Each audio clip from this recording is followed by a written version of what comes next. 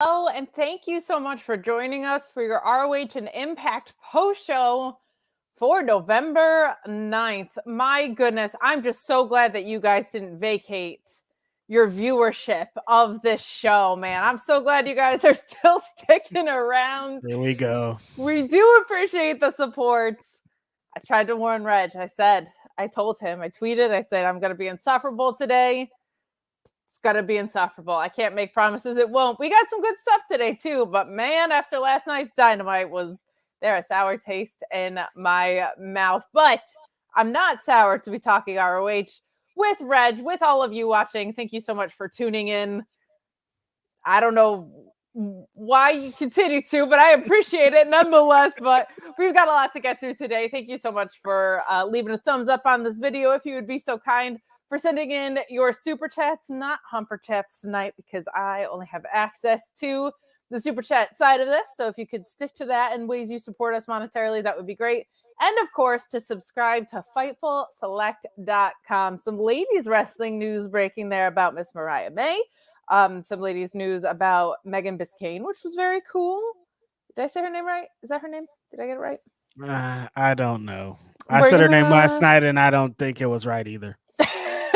My apologies if I get it wrong. I always feel bad when I get talents' names wrong. But some good developments on that front. Tons of contract news coming up in 2024, and we've got pay-per-views around the corner. We got Full Gear. We got World's End. We got Survivor Series. So much happening. I think Megan Bain. There it is. Bain, it's yeah. Like even easier than I made it, which is usually what I do to myself. But, Reg, this actually wasn't a bad episode of ROH.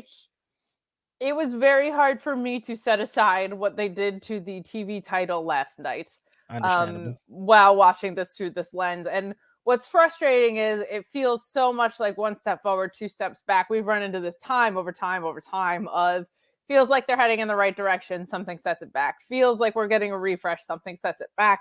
We've been getting more logical stories. We've been getting all these things.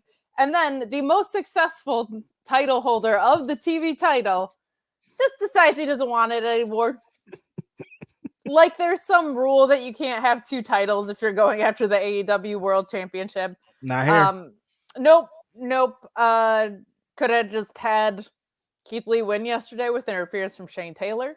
Could have had him drop in a triple threat or a 4-pack if they wanted him to be protected going into this inevitable program with MJF. But it was actually difficult for me to sit down and watch this from like an objective place today because I was so frustrated by that. Let's start there before we get into the episode because that was obviously huge news. There's supposed to be an announcement about what the plan was tonight, and the announcement was that there is an announcement next week because if there's anything we love under this brand, it's announcement fatigue.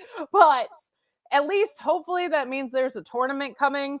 Wish they would have just said, hey, there's a tournament coming. We'll announce the bracket next week because on the off chance people were tuning in because of what happened yesterday, this doesn't make a whole lot of sense.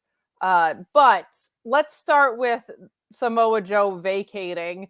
Let's get your thoughts on if you're as frustrated as I am. But then let's also turn it into who do you want to see take over that TV title spot?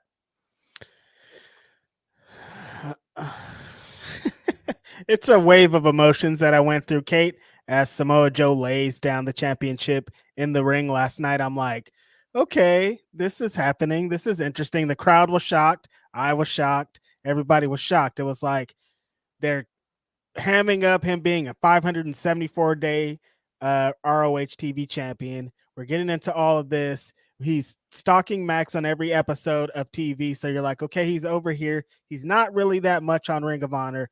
Then he says, I'm vacating this thing. And it's like, okay, on one hand, that sucks. It's awful. Like everything, like as Kate and I, we cover this show every single week. We have to sit here. We speculated who's going to defeat him for the championship. We talked about how great his run is. We talked about all these things. And for it to come to an end like that feels like, oh, really? Like after all that, that's what happens. He just lays it down in the ring and we're out of here. We forgot about it. It's gone. See you tomorrow. Feels a little bit underwhelming considering what we kind of, the dreams we had for the end of the Samoa Joe run. Very frustrating. But there are some things I understand about it. If you are trying to challenge MJF for the championship, not having this championship to distract you in the way. You're not on Ring of Honor anyway, so you might as well give it up. There's reasons why, but it just felt really deflating and defeating as an avid Ring of Honor watcher and reviewer.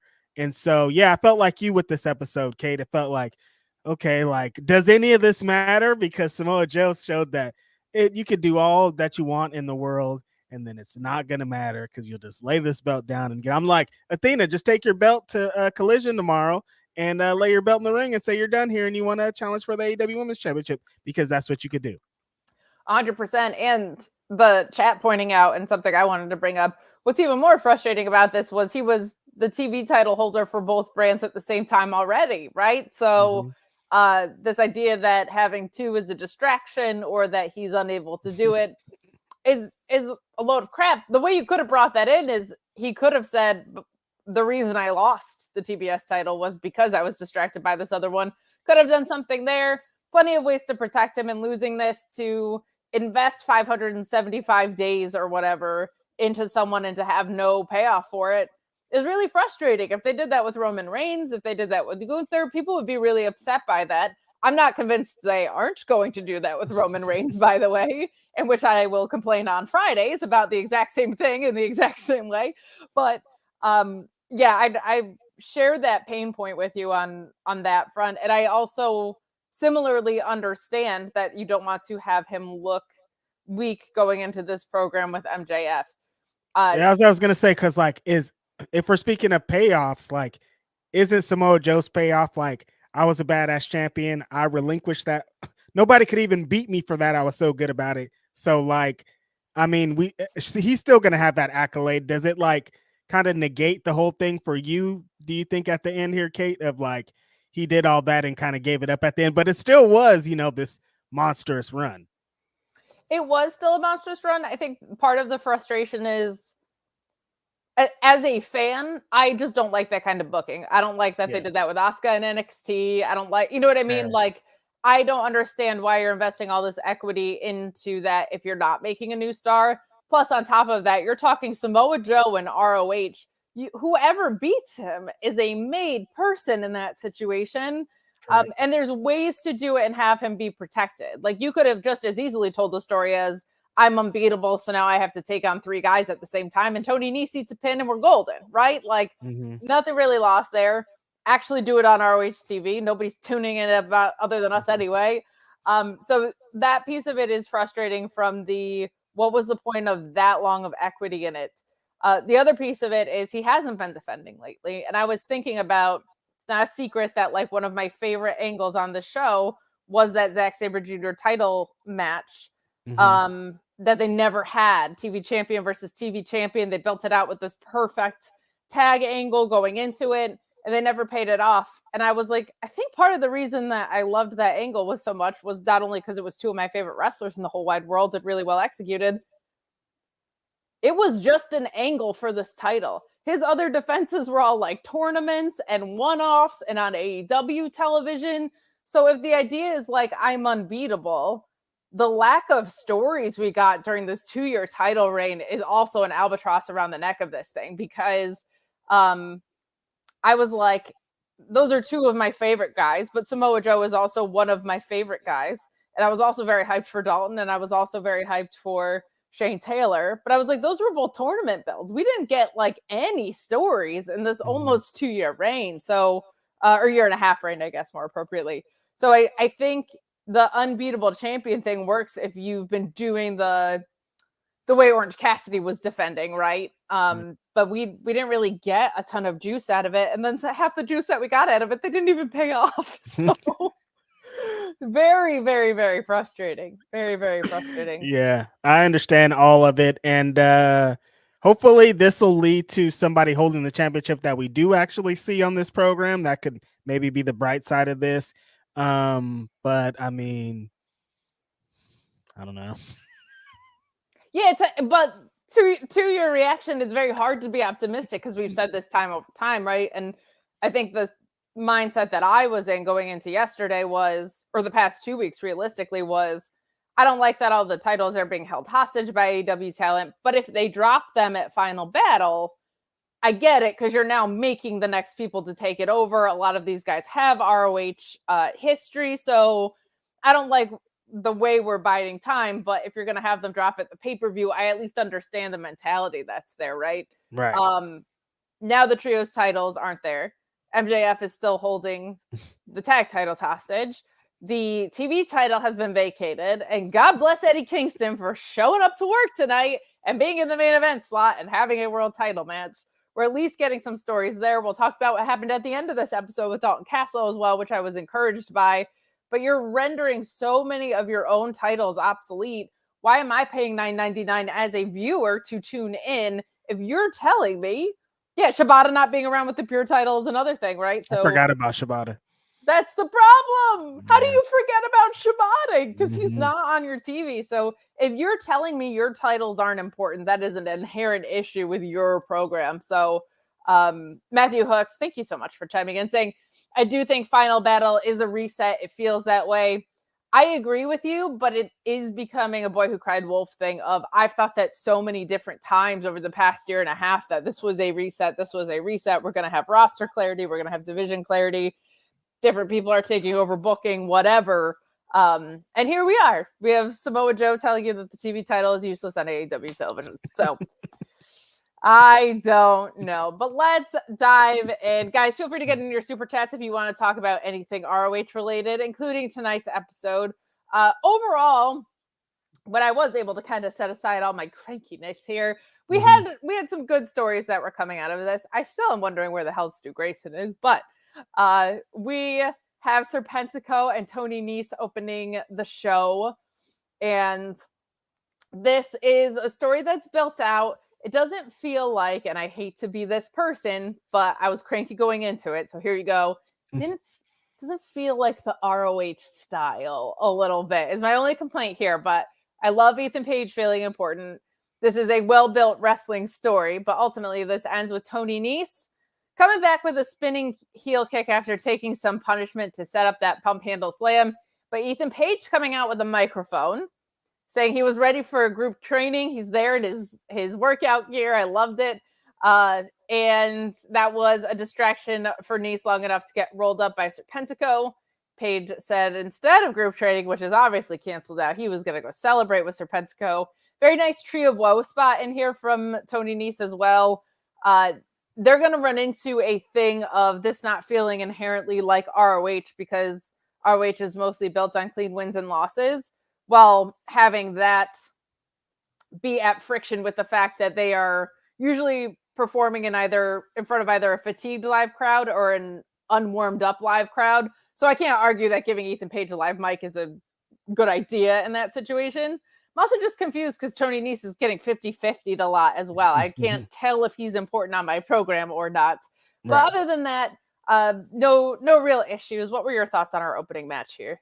Yeah, it kind of felt a little bit sports entertainment-y at points, which has seemed to be a complaint about AEW and in points. So it felt like that when Ethan Page came out in the RIP to Bray Wyatt, the Bray Wyatt style workout gear, doing the jumping jacks and all that. And it was like, okay, I like the story that they were telling with Ethan Page before, how he was a winner. Now they're trying to make him like he's a loser. So I don't really understand what they're doing. Like you said, they should give Ethan Page a live mic, though.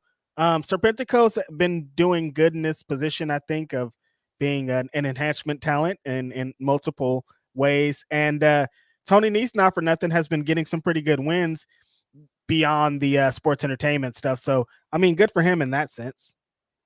Agreed. And well, we both agreed that we hate the SAP name. I can't deny that theme is like pretty, it's a banger, man. It's that like it's so extravagant for like little Serpentico coming out there. It's kind of fun, but it is interesting that they've gotten Serpentico some wins. I'm intrigued kind of to see where that goes, if it's just to make him feel a little bit more viable or if it's going to lead somewhere. But he has been getting wins in some sneaky ways, so not too shabby.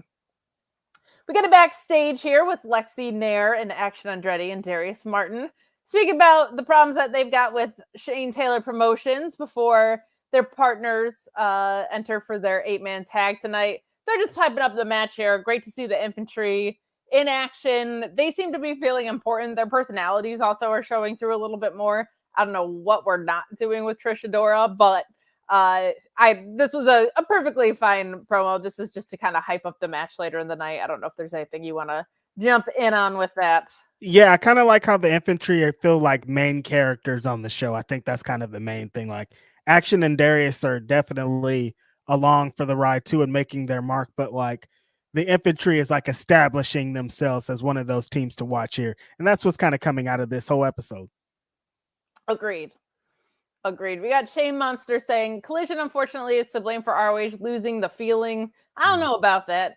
TK couldn't even think about a CW deal because ROH talent are AEW talent first. Now, I don't think Tony Khan could think about a CW deal because I believe the agreement is all the wrestling that is happening in AEW is happening under the Warner umbrella. From my understanding, that's what we're gearing towards. So, and to be honest, I feel like Collision might be playing a role in it and how it's being taken on the road, but ROH lost its feeling before like Collision was even in their eye. To me, it felt that way as soon as they got away from the Orlando tapings because the Orlando tapings forced you to have 8 weeks, 12 weeks, 16 weeks of a story and a plan to work towards. And as soon as that, I can't remember which pay-per-view it was it the Final Battle previously? Are we at a year of this already? It's just felt like kind of a mess. So I see what you're saying, but it was starting to feel that way to me before that even happened. I don't know about you, Reg. Yeah, maybe I think you're maybe thinking of Super Carter Honor where Eddie Kingston was in against Claudio and then Mark Briscoe had the match. Like, yes. After that, that's when everybody was like, and then it kind of went. But it really comes down to, I think, the tapings. Like that energy that they brought those first couple of weeks, first couple of months were just so great. Different. It felt like, oh, Ring of Honor's back. That felt different. And then it's just them being attached to a live taping. That's like, I wanted the model to work, but it's just so hard combined with everything else to get Ring of Honor over in that sense. I mean, I don't think a lot of these shows have been affected that much. Like sometimes it's like there's 10 people watching this. This is crazy, but just that whole thing was never going to work as a whole. That ain't even the problem at this point, though. No, you're right. And what I do agree with in that super chat very much, thank you for it, by the way, was that the ROH talent are AEW talent first.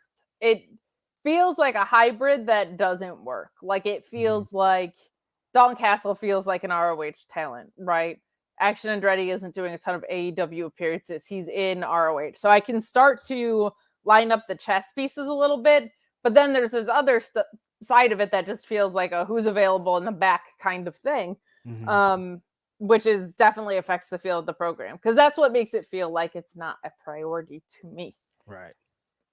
But the thing that we can always rely on, Reg, is the goddess herself, Athena, defeating Heidi. I always want to say Howitzer, I believe is how it's said, in a really fun match. Very nice to see Heidi here. I hope that means Max might be on the way back. I love them.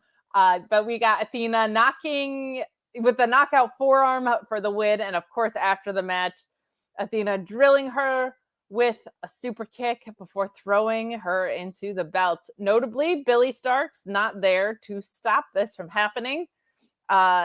This was great. There was also a really nice German suplex in here with Athena that just is a nice reminder of like, hey, I can do this to opponents of all sizes. Like it looked really, really good in here. This story continuing with Billie and Athena has been great. She's their best champion and the only one that's not allowed on main roster programming. I can't not point that out every time because it's unfair, but this is really, really great. I was happy to see Heidi on my television and Ian Riccaboni also making reference to Max, who is in NWA, but those contracts are loosey-goosey, kind of like Impacts can be. So what were your thoughts on our women's match? It was kind of fun to see Athena pick on someone a little bit bigger than her, I thought. Yeah, there's a few bright, shining spots that no matter how cranky we are going to shine through. And of course, the Athena, Billie Starkz story, Lexi Nair is also a part of it that they're telling continuously throughout this Ring of Honor show is great as always. The promo that they had earlier where Athena was actually like, you've been impressing me recently. Starkz, you're climbing up the rankings of being a minion, and all of this was really strong. And then for her to come out here, beat up on somebody, like you said, a little bit bigger of her, is really awesome, man, because if nothing we can get out of this show, Athena's still going to come through and be the MVP and give us exactly what we want. So there's never any complaints there. Every time with Athena. And you're right, this show did open with a promo of Athena saying that the suspension from Minion University has been lifted here for Billie Starkz because she was impressive last week, and Billie doing this great empathetic act of no matter what I do, I can't seem to impress you, man. Just was so much fun. She's absolutely knocking this out of the park. More on that to come because we get some more action later with that very same group. But before that, we get what I thought was a really good match between Kyle Fletcher and Lee Johnson. I loved this. This is probably my match of the night, I would say. Kyle Fletcher is 24. What? It blows my mind every time. We're so lucky to have this generation of young talent that, my God, him and Daniel Garcia is 25 and Kosei Fujita is 21. It's insane how great wrestlers are at the wrestling aspect of this, including the psychology part of this young. It is a very, very refreshing thing. And I think is a direct result of competition in wrestling right now on a grand scale, because you don't just have the performance that are leading to things. This is a really, really cool thing to have. And it's just an embarrassment of riches. I can't get over how good Kyle Fletcher is this young, but really fun finishing sequence where we get Kyle Fletcher talking some trash before getting kicked in the face. We get Lee Johnson getting Fletcher into a top rope before hitting a really nice looking superplex. Lee Johnson, man, most improved over the past few months by a mile here. He also follows it up with a frog splash for a near fall, but Fletcher hitting Johnson with a drop kick before that leg lariat and a tombstone for the win. This was very fast paced, very fun. I'm so impressed by Kyle Fletcher's ability to scale his pace, his strength, and his moveset to work with any opponent. Him being this versatile, this young is so incredible to me. Lee Johnson and him were speaking the same language this whole match. I felt like they had excellent chemistry. Wouldn't be mad if they ran it back with a story behind it of some sort, but what a surprising and fun match. And of course, Shane Taylor Promotions watching backstage, which also meant that Shane Taylor was at that would have been Collision. My bad. I was going to say, if that meant he was at Dynamite yesterday and they still didn't do that, I would have lost my mind. That means he was at Collision. All right. You get one. You get one, AEW. But this is fun. Even though Lee Johnson lost, I thought he looked great here. And what can we say about Kyle Fletcher at this point? My God. Yeah, I think Lee Johnson's under 25 too, or young and around that age too. So the crop that they have, MJF, of course, just posted that freshman list yesterday with ridiculous the young talent, and that's the future of the business. And it was on display here. Kyle Fletcher has been put in so many positions, whether it be with Mark Davis and Aussie Open or just as a singles, where he's excelled. And you're like, wow, this kid's really, really, really good at this. This was one of those matches where you're like, oh man, he just gets everything. Him and Lee Johnson locked in at one point where they're just trading things back and forth. Both super young in the business, but they both really get it already. Like you said, Lee Johnson is so improved in what we've seen at him the beginning of his AEW career, and him kind of playing a background character to establishing himself here in Ring of Honor has been a big jump. And wherever he's training, whatever he's doing is working a lot. Man just got married. He is shining out here. Congrats to him and Julia Hart off rip for that. And he's looking really good out here. The future of what's going on here, they need to be a part of whatever this TV title situation is. If there's going to be a tournament, a battle royal, whatever they're doing, these two people need to be a part of it. Would be nice to know what they were doing, wouldn't it, Reg? Would be nice. What's crazy is you said Kyle Fletcher is young in this business. He's got a decade behind him. These UK kids start so young, and it really, really shows up. But some people in the chat too pointing out Julia Hart is 22, Sky Blue is 25. It is so cool to see 22. This younger generation, 22 years old. And not only has she come along in the ring so much, but like, I mean, who's a more compelling character right now than her? Like, unbelievable work. Just happens with hard work. That's all there is. That's all there is to get you there, man.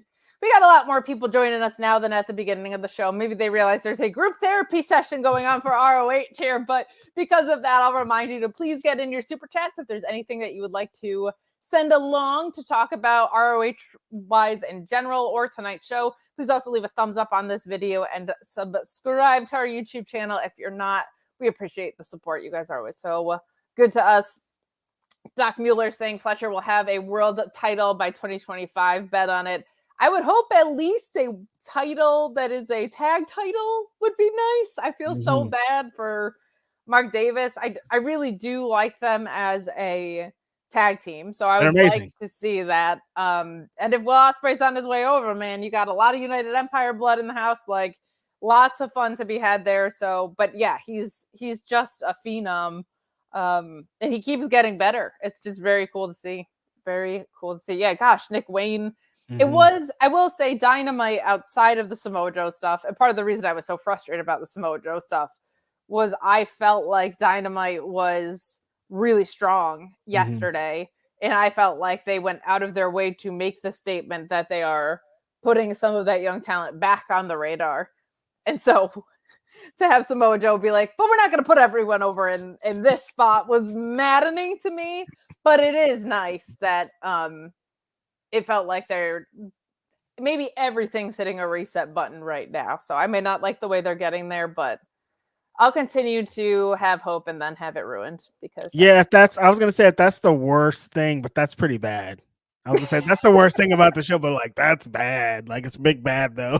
It was one of my very few complaints though, right? Like that's it's like 90% of the show was great, and then this 10% maybe went to punch my television. Right. It's such an annoying thing to have happen, but hopefully by final battle it'll turn around, and if it doesn't, I don't know. Maybe we're gonna vacate the show. I don't know what to tell you guys, but I'll tell you what's not being vacated, and that's great women's wrestling on Ring of Honor. We get Leyla Hirsh defeating Charlette Renegade, who of course has her sister that is not her twin in her corner.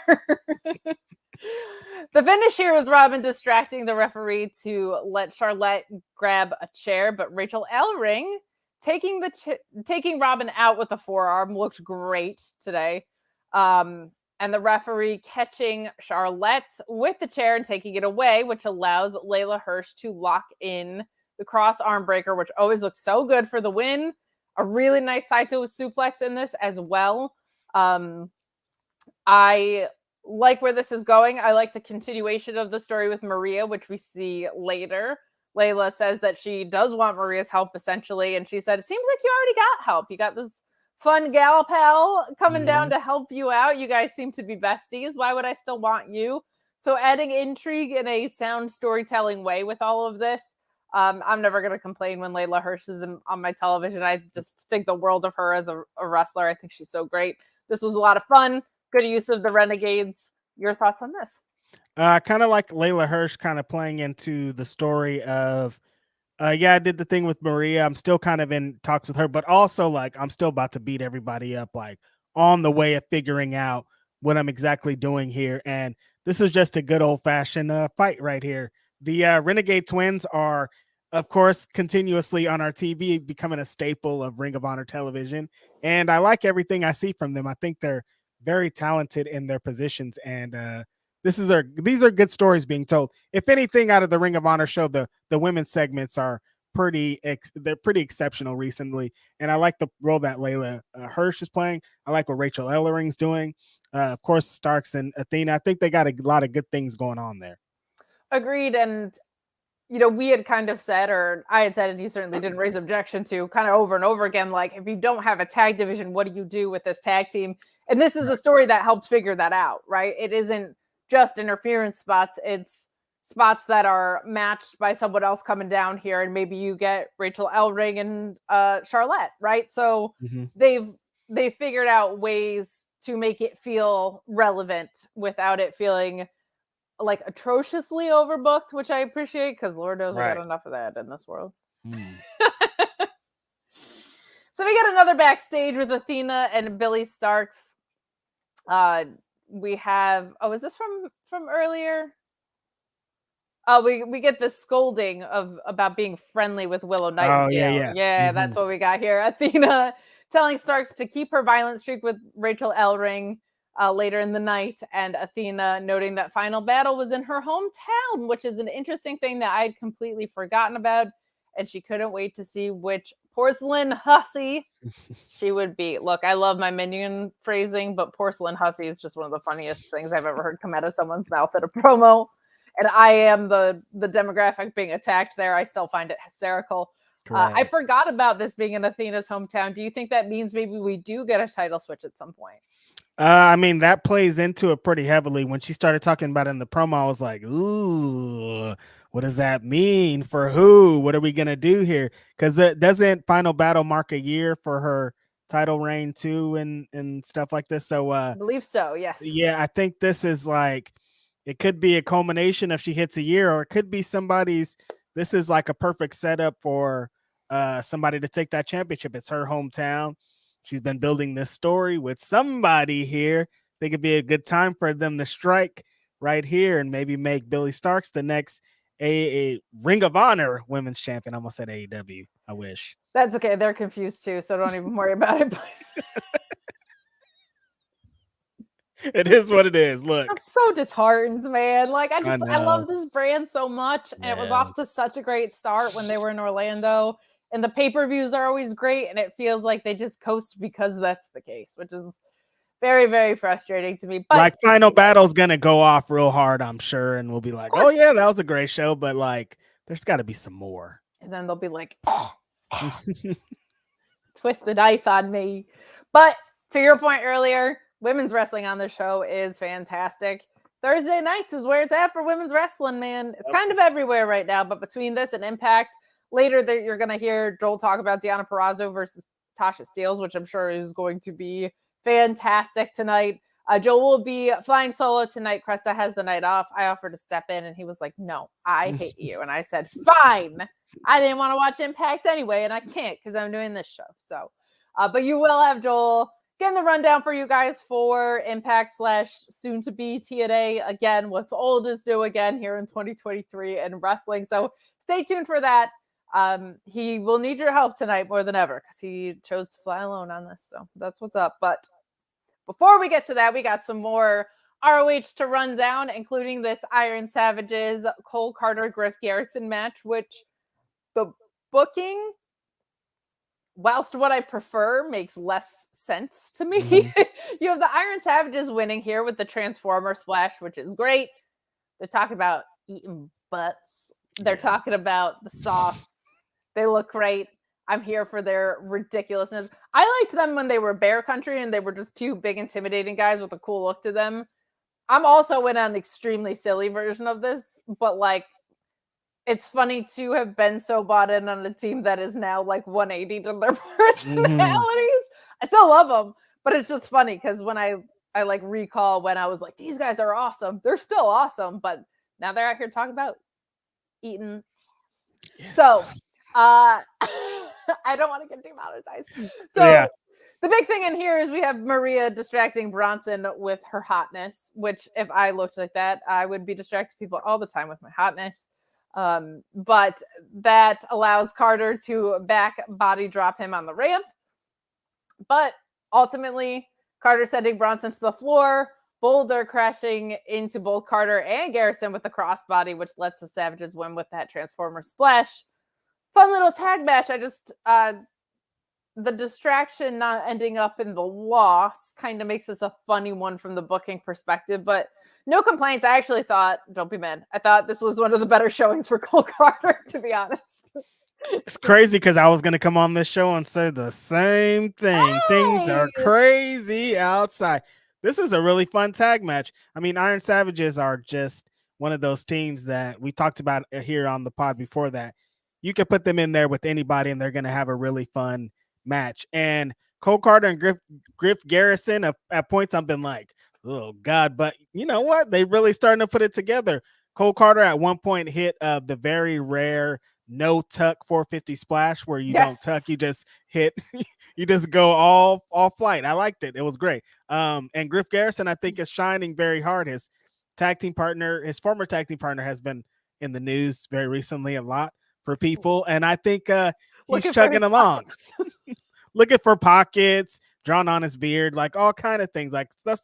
It's like really interesting what's going on here, but Griff Garrison's not letting any of that take him over. He's forming this new tag team, and I'm not mad at it. This was a fun match. So my introduction to Griff Garrison was when he was in a tag team with Andrew Everett, Andrew the Giant, and ROH years ago, and I thought he was great. Like, I always really liked Griff Garrison, and there seemed to be more of an emphasis. This isn't meant to be disparaging to Brian Pillman Jr. at all, but it felt like there was an emphasis on him and the Varsity Blondes, and I was kind of like, oh, I feel like there's more magic with the other guy. Like, that was just my read on it. So I wasn't like thrilled about the Cole Carter pairing, but this was, I think, the best showing that they've had. Like, this definitely had the most energy to it. I'm glad that he has had a chance to shine here. And I know people are talking about Brian Pillman's beard or Lexis King's beard, and I know they're dunking on him for his fake pockets. But if you are a woman who has ever worn a dress with those fake pockets, you understood that pain. That is so annoying, but it was very funny and a very like personal promo to have him being like. And then some women, shout out to them, draw on their eyebrows like he draws on his beard. So yeah, there you go. The connections are connecting. I'll tell you what, I have blonde eyebrows, and so you got to do like the fill-in stuff, but you gotta be careful with that because some of them are wild, man. You look like a Disney villain. Yeah, it's not scary. Good looking. It's scary. Like, are you mad right now? Like, what did I do? I don't understand. I love it. You gotta relax. Well, we do get our Billie Starkz match with Rachael Ellering, and damn if Billie Starkz isn't great at this. Speaking of young talents, like, it just blows me away how much, for someone who kind of came up through GCW and is known for her like love of backyard wrestling and stuff, like her ability to execute just really great fundamentals is top notch. Like, that she does not use her love for that as a crutch at all. Like, her wrestling foundation is very, very strong, and I felt like that showed up a lot tonight with Rachael Ellering, because Rachael Ellering is also going to bring that side out of things, right? You noticed it last week, and I noticed it last week, and now I kind of can't unsee it. She has a very long frame, like, and I think Athena's on the shorter side anyway, but I've noticed it more in segments, and it doesn't bother me at all. But she's very tall and lanky, like she's got some long limbs over there. And I've been noticing that more and more. And sometimes that's really, really fun in ring when you have shorter opponents, especially. But it was cool with Rachael Ellering to kind of see some disparities in there too. But you have Starkz winning by sending Ellering to the floor, and then following her out with a tope, getting her back, or hitting her in the barricade. That barricade spot was nasty first. And then getting her back into the ring where she hit the Swanson Bomb. Great looking Swanson Bomb for the win. You also had Athena jumping Ellering after the bell, with Starkz joining in after a second, and Leyla Hirsh running both of them off. That leads into the promo I discussed a little bit earlier with Maria. But an interesting, I love when they show us and don't show us things like Billie joining in now, instead of shirking off the post-match beatdowns. Like, these things are the development that I like to see in long-term nuanced stories. Thought the match was great. Rachael Ellering looking more and more comfortable week over week in this ROH setting. Really good stuff from my end. What did you think?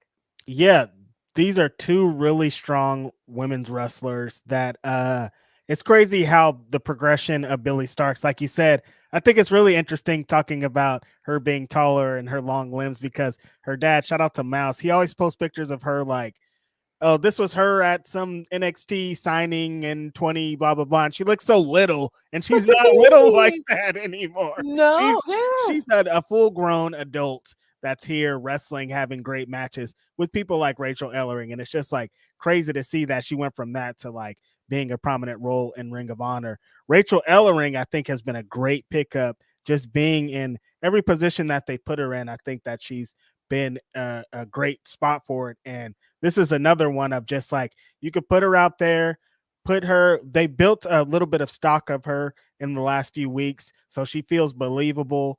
And Billie Starkz getting a win over her, I think, is really big going into final battle season, going into all of this, and then playing up into her listening more to Athena in the end, putting the boots to her. Great stuff. Agreed. And we saw some more investment with the Hex, right?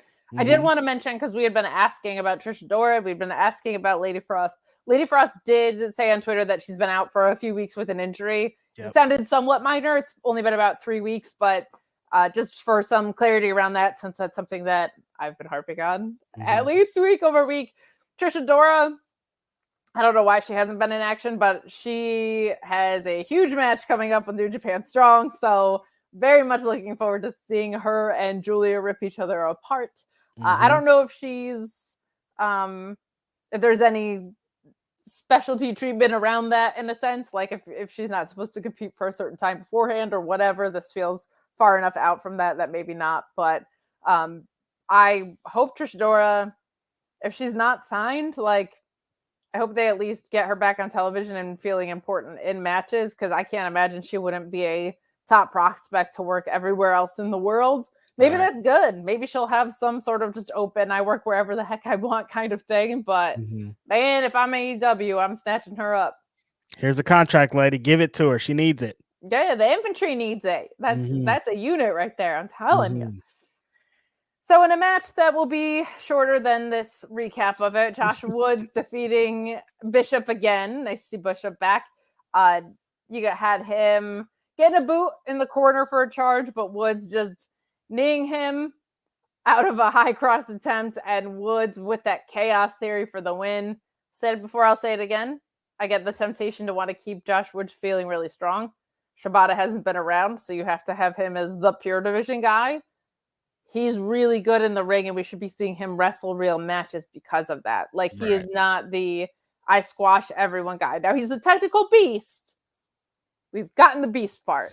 Let us see some techers, all right? We got Dralistico and Gravity later. If Reg can get a spot food, why can't I get my techers on? Man, let's go. So, but sincerely, like, I think it would do them a world of good if Josh Woods had some longer matches, so people that are less familiar with him get to see what, like, he's really capable of, because the chaos theory always looks vicious from a guy like that. But let him show you what he can do in the ring. And can we get some more pure matches on my television, please, Rich? Yeah, because right now Josh Woods just feels like pure division Wardlow, and it's like, I don't want pure division Wardlow.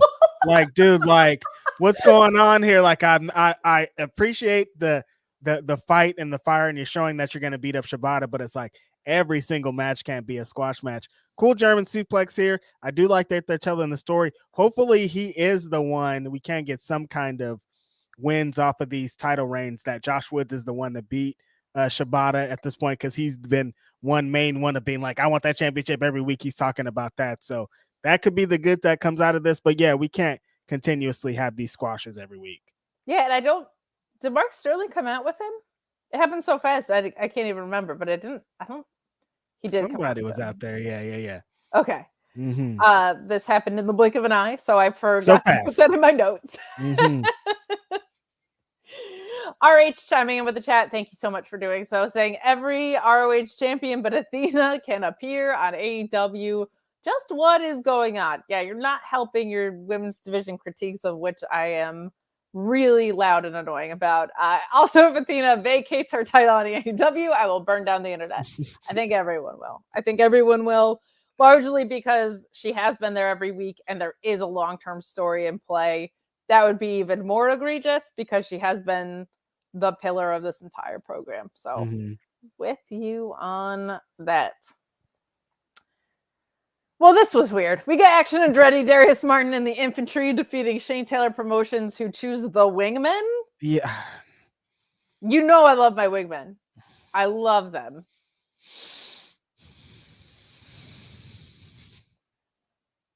Shane Taylor and the Workhorsemen was weird, but I was like, I can buy into it because of the style a little bit. Shane Taylor Promotions and the Wingmen? What are we doing? Come on, man. Unless you're setting up Shane Taylor Promotions versus the Wingmen, which it looks like we might be a little bit. I don't. Doesn't it read maybe Shane Taylor Promotions and the Infantry versus Action Andretti, Darius Martin, and the Wingmen And would have been a better call. they're telling the story that Shane Taylor's like this great scout and he's always watching out for talent. I mean, like, I like Ryan Nemeth and Peter Avalon, but like, those are the guys you chose. You know what I mean? Like, in storyline purposes, and like that doesn't even make sense in any. You can't give me any scenario where I'm like, oh yeah, what? There's no way I'm like, yeah, these are the guys that Shane Taylor chose. Right. Out of the whole locker room, like, them, nope. Never. That literally everybody on the other side of this, I would buy that he chose before he chose the Wingmen. Any of them. So bizarre. But we do have Peter Avalon accidentally knocking Shane Taylor with the punch here. I did like that because Peter Avalon has a great, oh, what did I just do face? And him punching a guy of Shane Taylor's size, stature, and presence is just funny. Like, there's no way around that. But that leads to Shane Taylor and Lee Moriarty knocking Avalon out and Nemeth leaving. Knocking out Avalon and Nemeth. Oh, sorry. Knocking them both out and leaving. The infantry hit the boot camp on Peter Avalon for the win. There were a lot of finishes here that were assisted or distractions, like the Ethan Page one. What happened in the women's match earlier with Leyla Hirsh. And this, which don't feel very ROH-y from a brand standpoint, which is frustrating. I like the presentation that feels like American New Japan. That's just my shit. So, but I can't argue that it made wrestling sense. The part that didn't make wrestling sense happened before this match where Shane Taylor picks the Wingmen, right? So no complaints about the in-ring execution on this, but this was kind of just happening. And I really want to see what happens with Shane Taylor Promotions and for them to feel important. This didn't send me in that direction at all. I do like the 8-man tag setting. It's always a fun dynamic to kind of get everybody in there throwing that thing. They got to get over a point of Ryan and his brother's comedy thing. So we did get a slight Dolph Ziggler thing on the Ring of Honor show. I guess that's worth something. Maybe that was the whole thing. Kate, they're like, look, we're about to have this guy here. His brother's here. We want to get in his good graces. Let's talk about his comedy show. If we put his brother in a tag match that they probably shouldn't be in. Whatever, it happened. It is what it is. Shane Taylor Promotions, though, I think can come out of that. Like we talked about here on the show, he's on the short list of people that should be considered for the Ring of Honor Television Championship coming off of what Samoa Joe did. So anytime that he continues to stay on the show, I think is a good idea. That I agree with 100%. 100%. We are coming down the home stretch, so stick around with us as we talk about these last couple matches and the promo that closed the show. We did get an announcement here about the TV title, which is that there's going to be an announcement about it next week. I could not have rolled my eyes any harder without them getting stuck in the back of my head. Like, they opened the show with commentary being like, there's a big announcement. And the announcement was that there's an announcement. Blech. No, thank you. But we do close the show on a positive note with a promo from Dalton Castle. Before we get there, though, Dralistico with Jose the Assistant, who I guess Alex Abrahantes and Jose the Assistant just, you're Hispanic. Go with the luchadors who never have a story and are just here to do in-ring stuff. Dralistico defeating Gravity. Really like what we're getting out of Dralistico early in this run that we've seen him in AEW and ROH programming. He ties up Gravity in the ropes before a springboard Hurricane Rana for a near fall that looked great in here, eventually winning with that corkscrew destroyer. He's looked awesome. His WWE run is mostly what I know him from, and it was rather inconsistent. So getting to see him in different environments that are more suited for him has been awesome. I don't follow a lot of CMLL or AAA or any lucha stuff, unfortunately, unless it's kind of in American indies that creep their way onto my television. I wish I could. I wish I had more bandwidth to watch it, but really nice seeing Dralistico look great in these early appearances on Rampage and here. Your thoughts on this?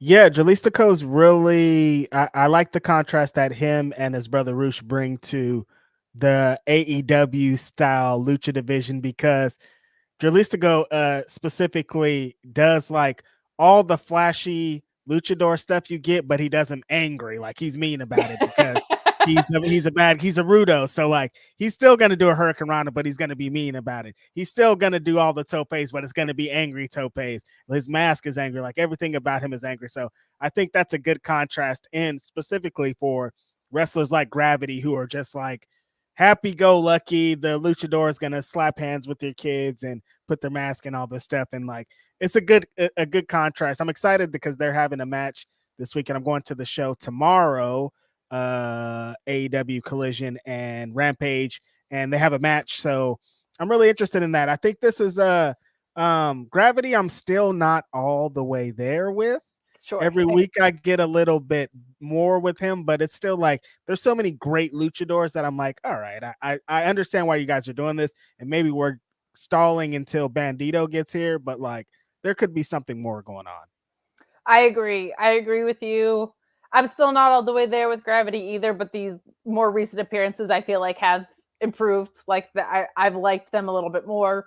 So some good stuff with this. I just wish they would put any luchadors at a story. Like the Lucha Bros aren't on a story on AEW.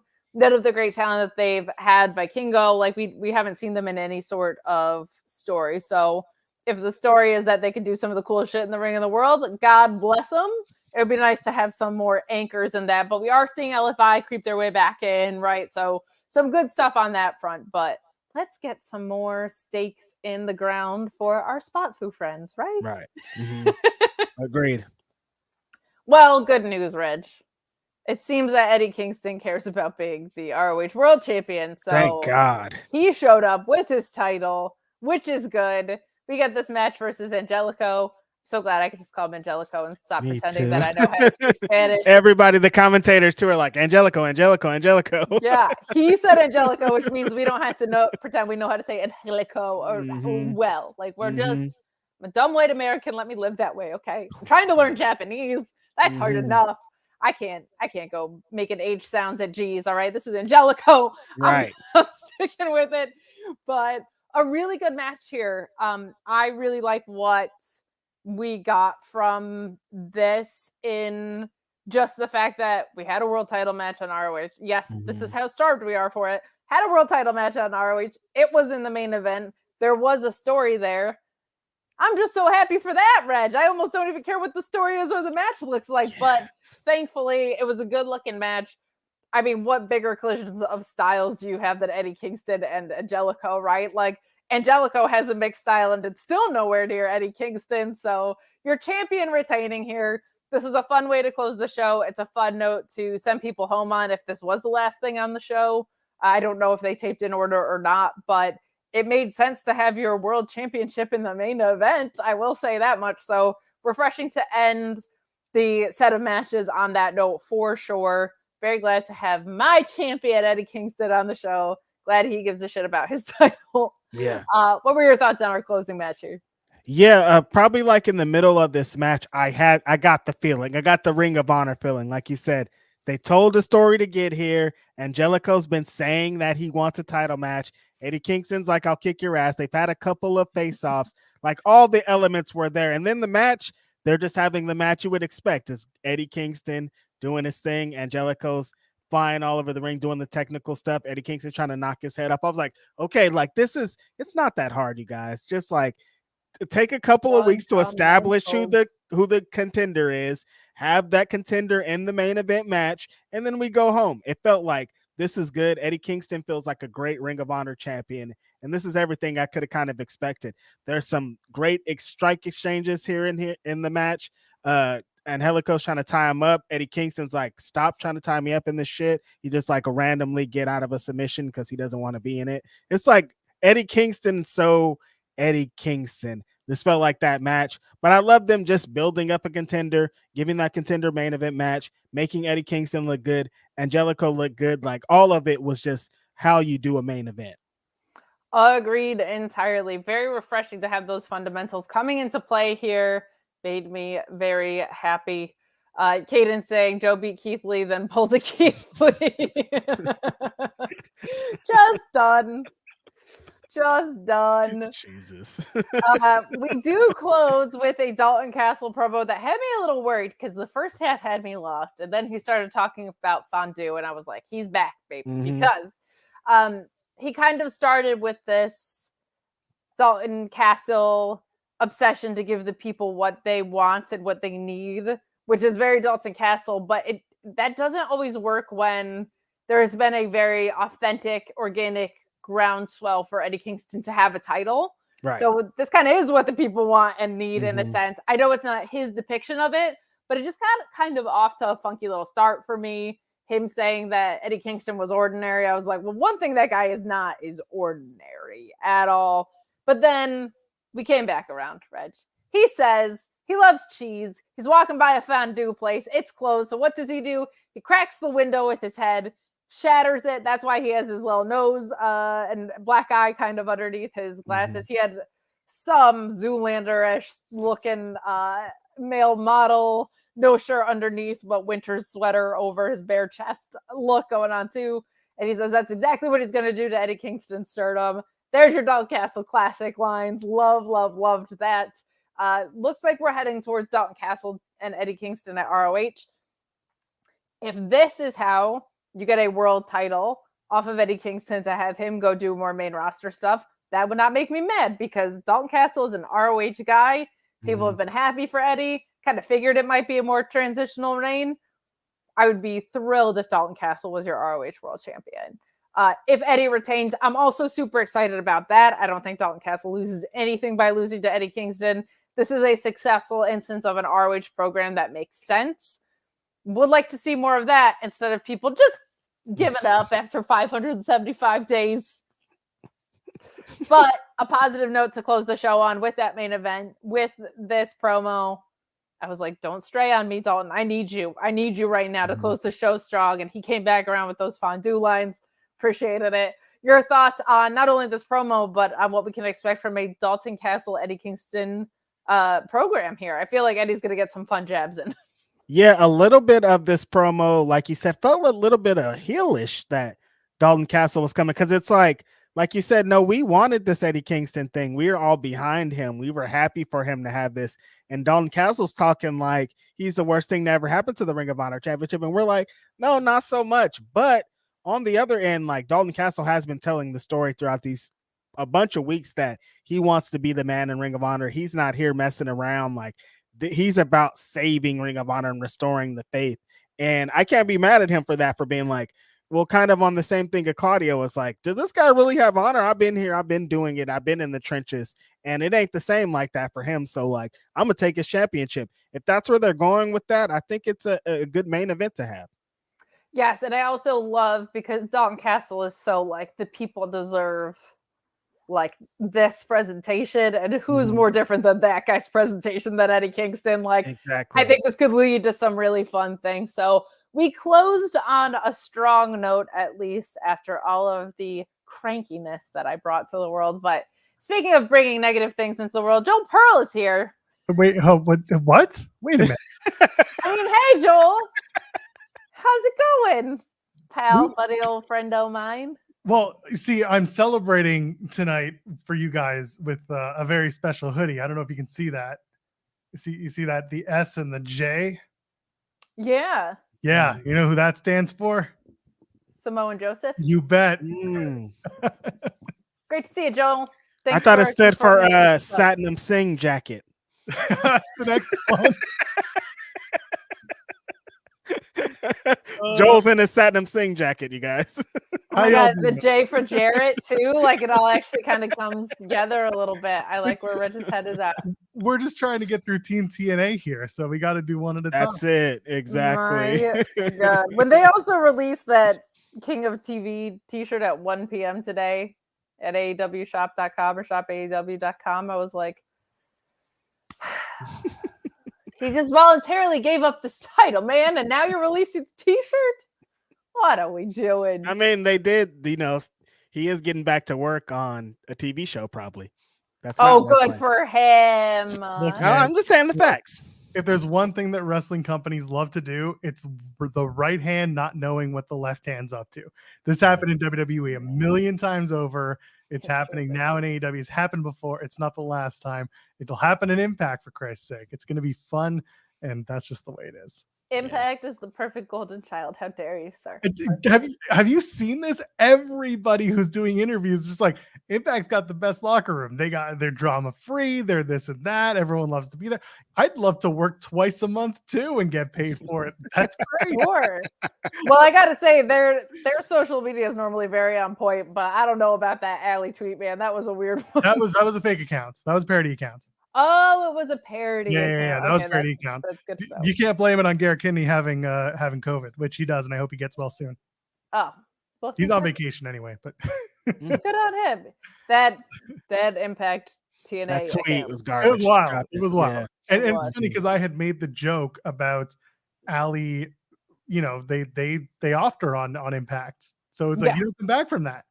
But I mean, you could pull in Eric Young and be like, in the dark realm, people can come back. I don't know, but I honestly, on the Allie front, wherever she goes and whatever she does, she's gonna have fun with it. I just hope she's doing well. That's all. Me too. Same. Me too. How was Impact tonight? You had Deanna versus Tasha, which I can't imagine was anything other than awesome. So, I mean, this is the Chicago tapings. This is what they taped after Bound for Glory. So we're still out of sync in terms of when things were taped because last week was UK and then they did Turning Point and now we're back to Chicago from 3 weeks ago. These matches, though, were really good. I'm still worried that we're not going to get anywhere in the next little bit because we have 2 months to kill. Sure. But yeah, Steels and Peraza was great. The main event, my God, go out of your way to watch Alex Shelley and Jonathan Gresham. Okay. Not only for the reasons you expect from these two as wrestlers, but because Jonathan Gresham is finally, after months, a year almost of being a part of Impact, has a character that you can sink your teeth into. He's just a cheating son of a bitch, and it's great. Awesome. I'm gonna watch that. You got to go out of your way. It's revitalized any love that I had for Gresham just tenfold. Because for a while we were saying, Crest and I were like, what are we doing with this guy? What's the point? Like, is he going to go back to Ring of Honor? Because he said he's on good terms with Tony Khan, and now it's like, maybe not. Maybe he wants to stick around for Forbidden Impact. Sure. I think that's just good to hear too, because he was in the top 3 wrestler in the world conversation. You know what I mean? Like top 3, especially on the technical side.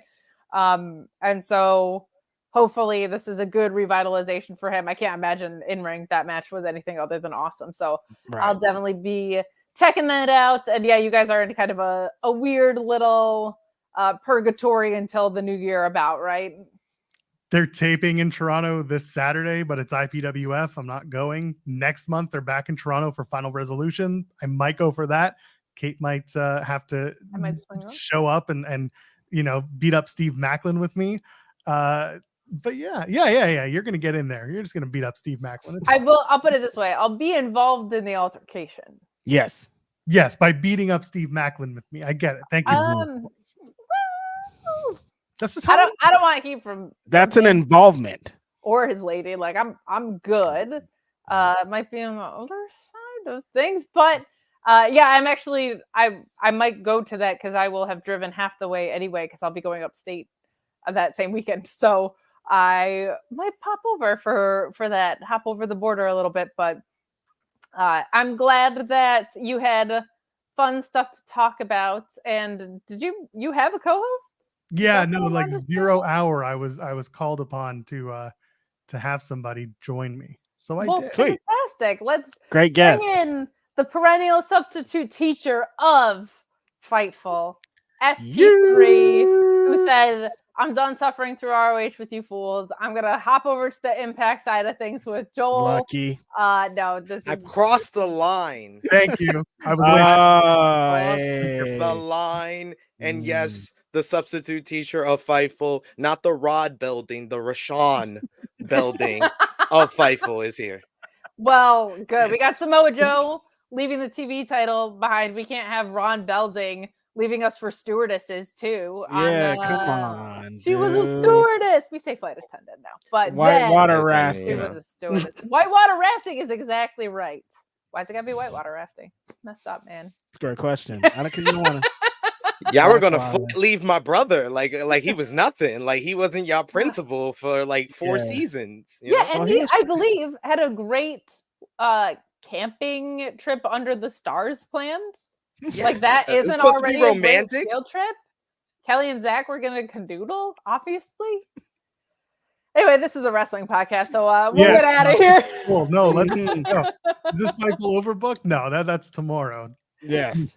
Yeah. That's you guys show up there on other days, but we will get out of here and let you guys talk about Impact. Seems like they're on a big upswing right now. I know you've got some weird timing with tapings to get through, but very nice to see some healthy products on the up and up. So we'll get out of here and let you talk about it. But Peace, have y'all. a Y'all have a wonderful good night. night. Peace, You y'all. too. Good seeing y'all. Let's get it. Hello, SP3. Hello, Joe Pearl. I had to bring you back because I always like having you around. I appreciate that. You lost the substitute teacher's number. I had to call in.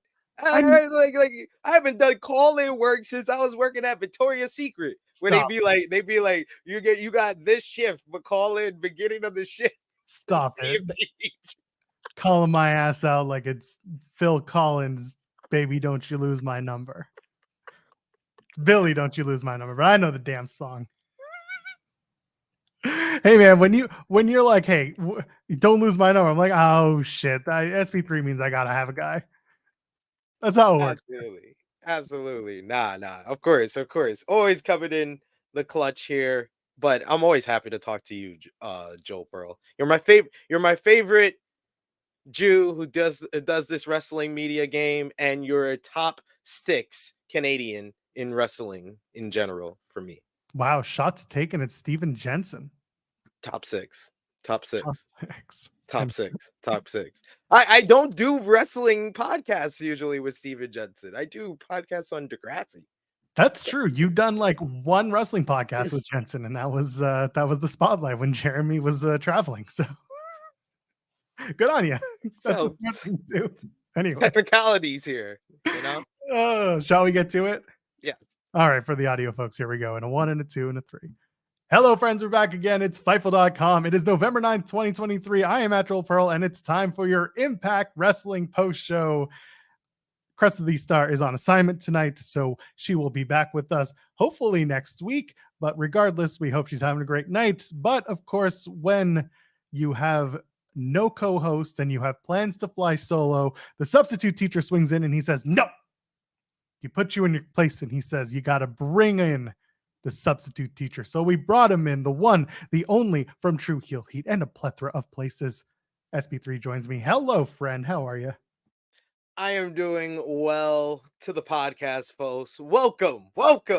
This is the SP3 version of the Impact review show. Nah, I'm kidding. I'm just here to fill in for Cresta Star, and I know I'm disappointing because I'm not as good as Cresta Star, because Cresta Star is the best. She is the best. But if you had like a wig and like some just like crazy things to say, then like and a mustache. Well, and the mustache, a mustache that never stays on. That's the one. Never stays on. You can find little things just to get there, but it wouldn't be the same, but it would be a reasonable facsimile. This is true. This is true. A reasonable facsimile or request is also to leave a thumbs up on the video and subscribe to us here at youtube.com/Fightful. And of course, if you got the cash and you want to help us out financially, get us paid, you can go over to FightfulSelect.com. We'll talk about why in a little bit. But right now, if you want to have your question or statement around in the air, go over and donate a super chat in the chat window here on youtube.com/Fightful, or you can head on over to humperchats.com. Any amount, get your question or statement around the air. And of course, we keep a little bit more of the pie because let's face it, the Google thing is kind of played out these days. So sometimes you do the Streamlabs thing, but that's over at humperchats.com. This was a very good episode of Impact Wrestling tonight, SP3. We're back in Chicago. Well, I mean, like we stayed in Chicago after Bound for Glory. We taped, and then we did the UK tour.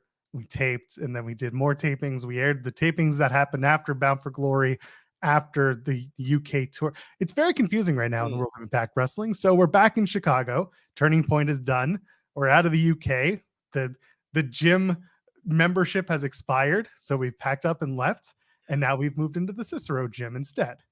So are we sure this is the end of the UK tapings? Because I 100%. thought that I thought that there was like 4 shows and like 3 of the shows were TV taping. 4 shows, 1 taping. Ah, Coventry was okay, taped, okay, and that was okay, the Glasgow Cup and all that.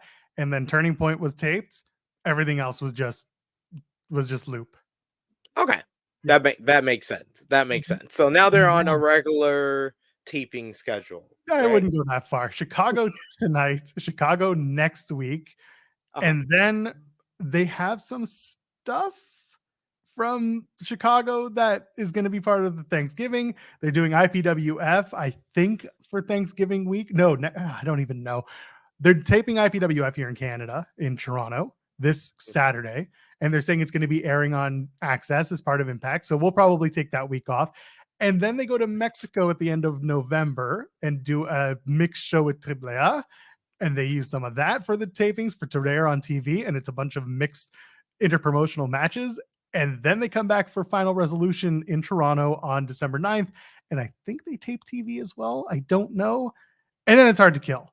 And like my brain is just eventually there'll be some end of year specials and look backs, and basically we're just running on fumes for the rest of the year. That's what we're doing. So this is like, you know, a store that's about to close down and you're still, you know, working for the store, but you know it's about to close down. Because the whole thing with this being still being Impact is about to be TNA. So it's like I still gotta call it Impact because it's Impact until it becomes TNA. it's true. It's just wild. That's true. That's true. Oh, anyway, you know what? The episode was great. I'm excited Yeah. to talk about it. What were your overall thoughts coming out of these tapings tonight? This felt more like what I expected last week or the week before that. So yeah, it felt more like the show following Bound for Glory, a natural progression of things. And I like how they were able to kind of splice in the stuff that were happening at Turning Point and put it into here and make it feel like it was right after Turning Point. I like how they did that. But overall, I thought like this was like the first good show that felt like an actual television show from Impact Wrestling since Bound for Glory. Do you want to let's talk about this on the air? Breaking news, Final Resolution. This match was just made. Motor City Machine Guns taking on the team of Josh Alexander and Zack Sabre Jr. ZSJ hinted. He said, I want to step into an Impact ring. And I said, well, he's only got about a month left until that happens, until that goes moot. And then someone from Impact actually said, well, and I just said, oh, okay. So that's out there now. Just announced over on Impact Socials. Very exciting. That'll be Saturday, December 9th. We will have a post show, of course, after Final Resolution. I'll be there live, but wild. That's going to bring Kate over to Toronto. I think ZSJ will always do that. Absolutely. If you want to get Kate to a wrestling event, you book Zack Sabre Jr. on it. But Zack Sabre Jr. being in there with Alex Shelley, with Chris Sabin, teaming up with Josh Alexander. You don't know if they're doing a TV taping after that. Maybe we get ZSJ versus Josh Alexander, and Josh Alexander checks 2 people off of the best wrestlers in the world he wants to be in the ring with off his list and in one sitting. So I mean, I'm very much looking forward to this matchup now. Give me ZSJ and Speedball 2, because they're about to face off at Lone Star this Friday, tomorrow night. Tomorrow, I can't wait. Have that Lone Star shootout match and then have them do a follow-up on Impact Turf. Let's do that. Oh my God. That's great. I'm glad ZSJ is getting his shots and coming over to Toronto for this. I will definitely be at Final Resolution. I ain't going to IPWF. Sorry, Impact, but I will be at the show that actually has some sort of storyline merit. Speaking of which, no BTI, so we don't have anything to talk about there. There you go. Let's open up this whole thing with the main tapings. Tasha Steelz defeats Deonna Purrazzo in a very, very solid opening match. These two, of course, have the pre-show PowerPoint presentation with all their friendship photos from through the years. This was just a very, very solid match throughout. And of course, Tasha gets a little heelish towards the end, sends Deonna into the ring post, hits 2 cutters, and gets a mostly clean win despite the ring post spot. What do you think of the match, SP3? I really liked it, especially the finish where Tasha really showed a different side of herself. She felt like Deanna was trying to break her arm, and it just brought out that viciousness of Tasha Steelz that we've seen in the past, and going after the arm, throwing her into the ring post, giving her 2 cutters. I like that finish, and it made her look strong and makes me feel like she might get the shot at Final Resolution at Trinity. Yes. Oh, that's not a bad idea. I'm still wondering where Deanna and Gail Kim fit in, because at Turning Point we saw that exchange. Still thinking Deanna and Gail Kim had hard to kill for the I can see that. knockouts torch being passed on. We still don't know for sure what Deanna Purrazzo's contract situation is with Impact and with TNA, but who knows? I would still love to see the match. There's some really good stuff here. These two just countered each other all over. And of course, SB3, the Knockouts locker room has suddenly become twerk fanatics. You saw it. Social media, they've been killing the game with that, man. Jordan Grace comes back and she's like, I got plans for y'all. And what is she? She's just twerking all over the place. Deanna starts twerking, and everyone's just twerking, and now we're bringing it to TV. I'm not going to complain. If this brings a locker room together, then who am I to tell them what to do? They are definitely a locker room united, SB3. Have you showed your wife how you can properly twerk? Backstage, we're with Ace of Base.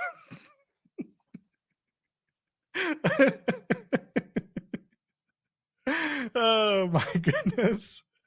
I do love Tasha, by the way, getting the Venus de Milo in on Deanna. That was good stuff. Yes. Again, just the match itself was solid stuff. And now the question becomes, how serious are we going to take Tasha Steelz? Because she showed mean streak. So let's get her maybe into that Knockouts title picture. Like you said, her and Trinity somewhere down the line, maybe as soon as Final Resolution.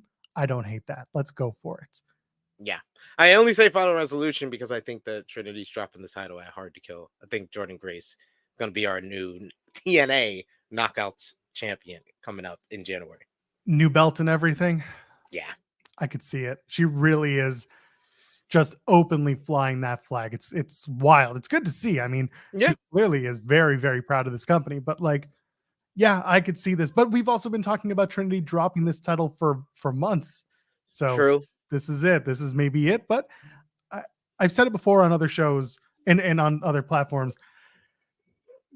Trinity is the perfect example of somebody betting on themselves, finding the right fits for them and for the company, and then going out of their way to make the company and themselves look good in the best manner possible. I haven't seen a partnership this good coming out of a really sour finish to another company like her and Mercedes leaving WWE. I haven't seen something come out this well. And Mercedes, was the all eyes on her woman of the two when they left together. Yeah. But Trinity has absolutely gone out of her way to make herself a star, one that she knew she would. 100% agree with you. I would say like Trinity, it's not going to be looked at like right now, and maybe it's recency bias, and maybe you probably will take like a year from now to really look back on it and view it the same way. But I think we are going to view it in the same fashion of Christian Cage leaving WWE to go to TNA. Of somebody that was never viewed in the light that he should have been viewed as a main eventer, and then came to TNA and just really transformed himself and elevated the company at the same time, elevated himself. I think that's the same way Trinity has done, where they gave her the #1 spot that WWE would never give her, and it's elevated Impact, elevated their Knockouts division, and elevated her at the same time.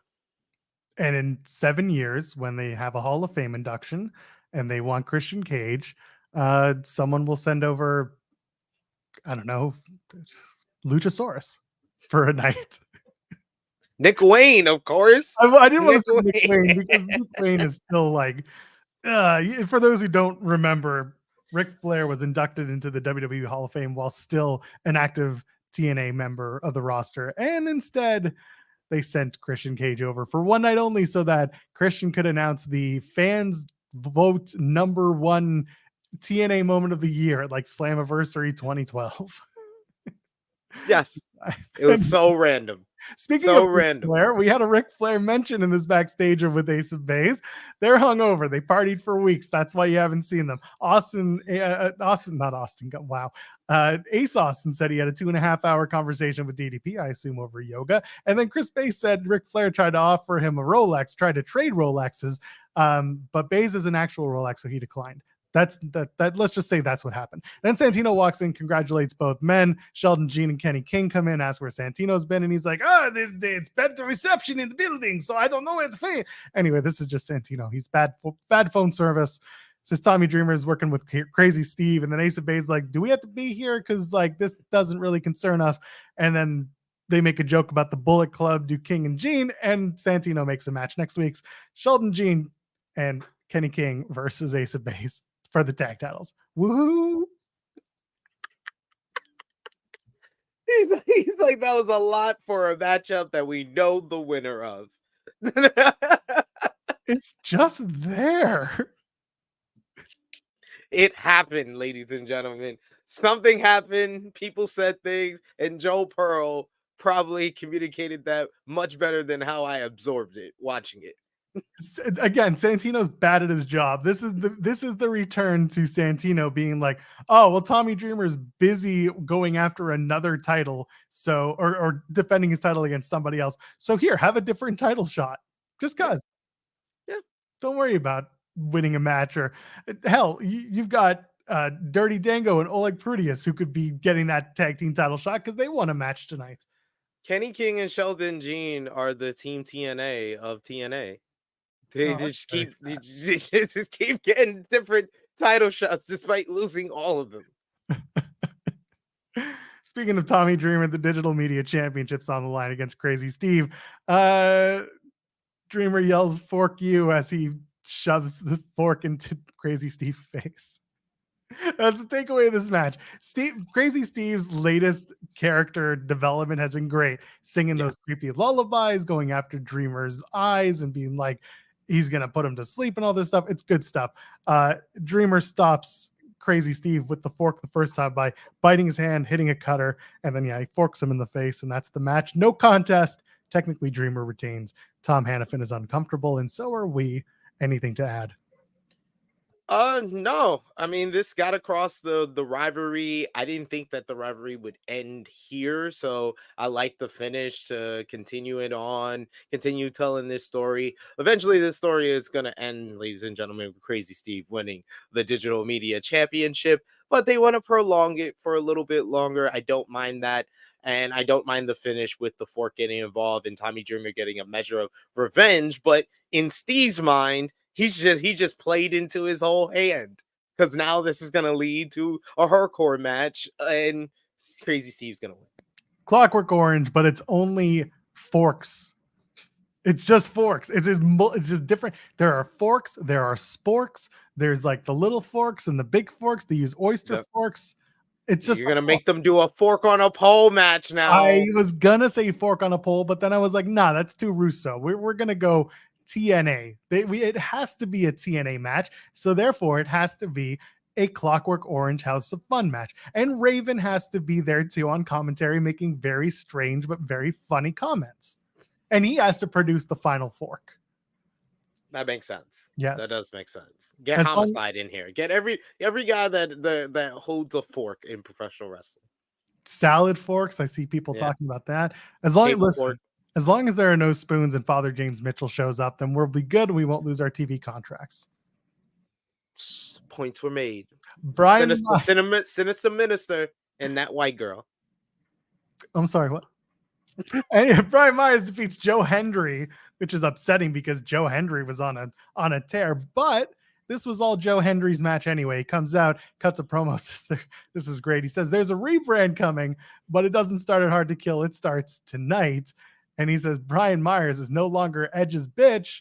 He is now Adam's bitch, which that just popped me. I love little crossover stuff. I'm like, damn, that was good stuff. Good on Joe Hendry. Joe Hendry, who, by the way, famously steals gimmicks from myself and Cresta Star, because we were trying to get Alan Angels to do a Nickelback gimmick. And what does Joe Hendry do this past week at Turning Point? Damn it. absence to Nickelback with Simon Miller's old 2012 picture. Oh my God, that was great. I love Joe Hendry. No, I don't think there's anyone that gets more out of an audience on the Impact roster than Joe Hendry. And you saw that at Turning Point with Simon Miller, and a lot of people that, I saw on like social media and people that were there live said that that was their favorite matchup, because it wasn't like the awe-inspiring athleticism, but it told a simple story. You got it, and it just got the most out of the fans, and that's what Joe Hendry did in this matchup. And I really wanted him to win, but unfortunately, Brian Myers with the roster cut. Brian Myers is basically the Miz of Impact Wrestling. How dare you? He's the Miz of Impact Wrestling. He can be in the mid card, he can be in the upper card, he can even flirt with the main event, and he's just always gonna give you at least solid to good matches. And this was another solid one here. Can't believe you. That was a compliment. That was a compliment, ladies and gentlemen. I can't believe you just buried the Miz like that. How did they bury the Miz? G1 superstar Mike Mizanin. Okay, don't get me started, because this is a bigger platform than I'm used to, and I'm just going to put this out here. Ladies and gentlemen, posting the Miz doing 4 moves in a row in slow motion is not the self-own you think it is. You're not saying that Miz is a great wrestler when he's doing all these moves at like 3% of the speed of most of the wrestlers that do these moves regularly. It's not the own that you think it is. For those of you who don't watch Joel and Kate at 8 over on Fightful Overbooked, we spent an entire summer booking G1 Mike Mizanin in 2024. He got all the way to the finals, baby. And he did it this past Monday on Raw. And I'm like, someone's listening, man. Someone stole that stupid gimmick from us. And we just said, oh, this is a joke gone bad. Let's go. Oh, anyway, Brian Myers, he does get the win. He thumbed Hendry in the eye. Like you said, got the roster cut for the win. But Hendry got all the offense in. And that was great, because those fall away slams that Joe Hendry hits, they're not even fall away slams. They're like fall away belly to bellies. But they're like power slams, because in the middle, he doesn't get the full rotation on himself. He just kind of goes with it. It's a very strange throw, but he makes it look good and it's safe. So I can't say a bad thing about it. But what's next for Joe Hendry? Because eventually he's going to go after some sort of gold again, right? Yeah, you would think that he has to get into some type of title picture, but you have to ask the question of which one is the right one for him. Is he going to be in like the X division, be one of like the bigger guys working with the X division guys? Is he going to get into the main event mix? Do you find him another pairing, someone that he can play off of and have the similar chemistry that he had with Yuya Uemura, and put him in the tag team division? There's so many different ways. I feel like Joe Hendry is a guy that they need to like keep in a certain position and keep him in these title scenes, because he's a guy that, like I said, he's just over and can get over with any crowd. Also, Joe Hendry's a heel. I wish he is a heel. He is a bully. He is Rock in 1999. He's just bullying these poor people, but because they're heels, he's a babyface. He's John Cena in 2008 telling JBL, you smell like poop. He stole an old man's inheritance. He impregnated a married woman. Go back and watch those segments. They said his name, and he appeared to have already done awful things to the people that he appeared in front of. Okay. Joe Hendry is the heel. I love Hannafin and Ray Walt here. You've got the crowd chanting Oscar Mayer at Brian Myers, and then Hannafin has to explain it's because they're calling him a wiener. And then you got Matt Raywalt just losing it, be like, he's not that. These people are stupid. I hate my hometown. There's some really good stuff in this match. Go for it.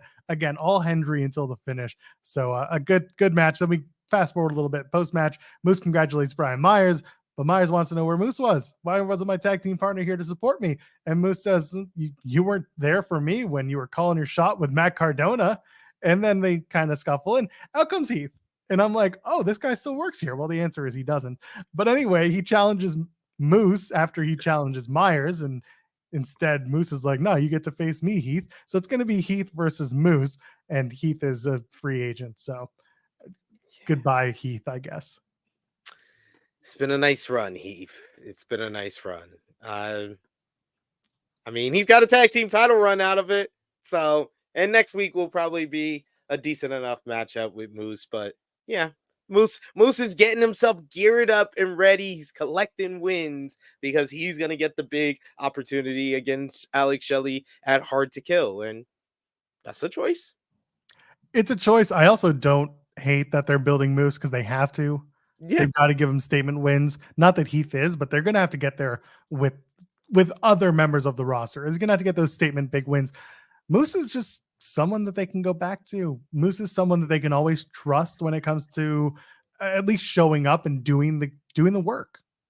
And I figured they would after he re-signed with the company, and he made such a big deal out of re-signing with the company and how he's been one of the guys that's been waving the flag for Impact Wrestling. I figured he would be back in the title picture. I just felt like there was a different way to do it instead of Feast or Fired.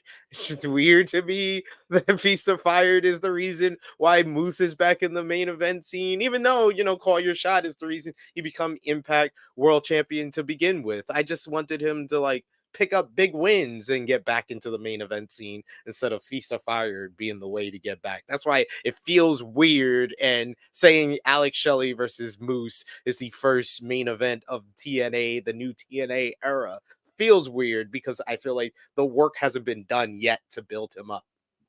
I still think the Knockouts title is going to be the main event. Yeah. I think that's it. And they've already announced it. So after Turning Point, they did announce that Grace and Trinity is the Hard to Kill match. It was the first announced one. So I think that's going to be a main event, but I hear what you're saying. It's still Moose and Shelley is still a main event on the card. It's a world title match. It's a world title. It's the first TNA World Championship matchup in a decade. Could have been Jordan versus Shelley. That's all I'm going to say. We here, Joel. We were on a preview where we said Jordan Grace wins Call Your Shot. And then it's interesting because she could call your shot for any title. And then he just said, "No, we're just going to announce it right after the match." I was like, what? What are we doing here? The I was like, we had some story to tell. What are we doing? Well, the story is still to come, I guess. But let's go backwards for a sec. You're talking about Feast or Fire. Dobby the Brain Heenan was talking about Crazy Steve, saying this has to end with him winning, though. Crazy Steve, please, dear God, maybe a final resolution. Never thought I'd see Tommy Dreamer and ZSJ on the same pay-per-view. Let's go. And probably Bully Ray as well at that point. He'll probably be on the show as well because they're starting to play off the Kyle and King Bully Ray story, which, by the way, I love it. And they got to play off the Macklin and Bully Ray story as well. And now that PCO has re-signed, someone's got to try to murder PCO too. Always got to murder PCO out here. Poor guy. That's what he's there for. His whole gimmick is he can never die. But anyway, send in your super chats, get in your humper chats, folks. Let's talk about Will Ospreay. He's got a backstage with GM Miller, her name is. First of all, congratulations. This is how powerful Will Ospreay is. Got himself a whole brand new IWGP UK championship. Just like that. Impressive. Yep. It's almost as if it wasn't smashed to bits last week by David Finlay. Less than 7 days. That's crazy. Crazy. Got a whole new title. SP3, I love this promo. Cresta and I have said so many times that the best promos are the ones where you put over your opponent while you put yourself over. And Ospreay did it again. He did it with Speedball, and he did it again with Josh Alexander. Said I had never heard of Josh Alexander when this match was announced, but then I did my homework and I found out that he's one of the best in the world. He's a former world champion, but so am I. I am a world beater. You're a former world champion. Again, Will says I'm on another level. I'm the Billy Goat. I'm better than you, but also you're pretty damn good yourself. I am such a fan of Will Ospreay. Many people are, but for me, the promos are absolutely matching the in-ring work when he knows how to cut it. What did you think? I've been preaching from the mountaintop about Will Ospreay's promo work and how it's improved, especially since he got into the IWGP Heavyweight Championship scene in 2021. He just stepped into it so naturally, and his promo after he won the New Japan Cup that I was like, okay, that's his best promo. Then after he won the title, I was like, okay, that's his best promo. Then when he returned with the IWGP Heavyweight Championship, I said the same thing. And just time after time, he just does it with the backstage promos in New Japan. And then here, he just excellently communicates, and it's just so believable. He's one of the most believable promos out there. Your Eddie Kingston's is there, your Jon Moxley's is there as well, but Will Ospreay is right there with them. And I said one of my favorite promos of the whole entire year is the promo before All In with Chris Jericho. Bruv, I got a family, bruv. Like that, me and my friends still quote that to this day, because that promo is so quotable, because it's so believable. It's just so believable, and he just knows how to put over his opponent, put over him, put over the matchup, and that's why I'm looking forward to the next week so much. Yeah, I love that they're making it a big deal, that they're promoting it. I really, really, really think that they're going to have him at Hard to Kill, which would be a great get for that card. I am looking at flights and hotels, SP3. I mean, I don't blame you, sir. I don't blame you. And I have to take credit because I made this match. I booked this match. I don't know if you know this show, Pearl. Really? You're the one who did this? I interviewed Josh Alexander at least 8 days before they announced the matchup, and I asked him about Will Ospreay coming to Impact Wrestling, and I was like, "Come on, Scott D'Amore, you got to make the matchup." And I don't know how Scott gained them. They probably was recording on their side as well, but yeah, they recorded it. And look, see. Pick up the phone, Dad. Pick up the phone, Dad. I want my credit. I want my check. Can I get the check, please? I got babies to put diapers on, you know. Me too, actually, which is probably why looking at Vegas trips is not the greatest idea in my life.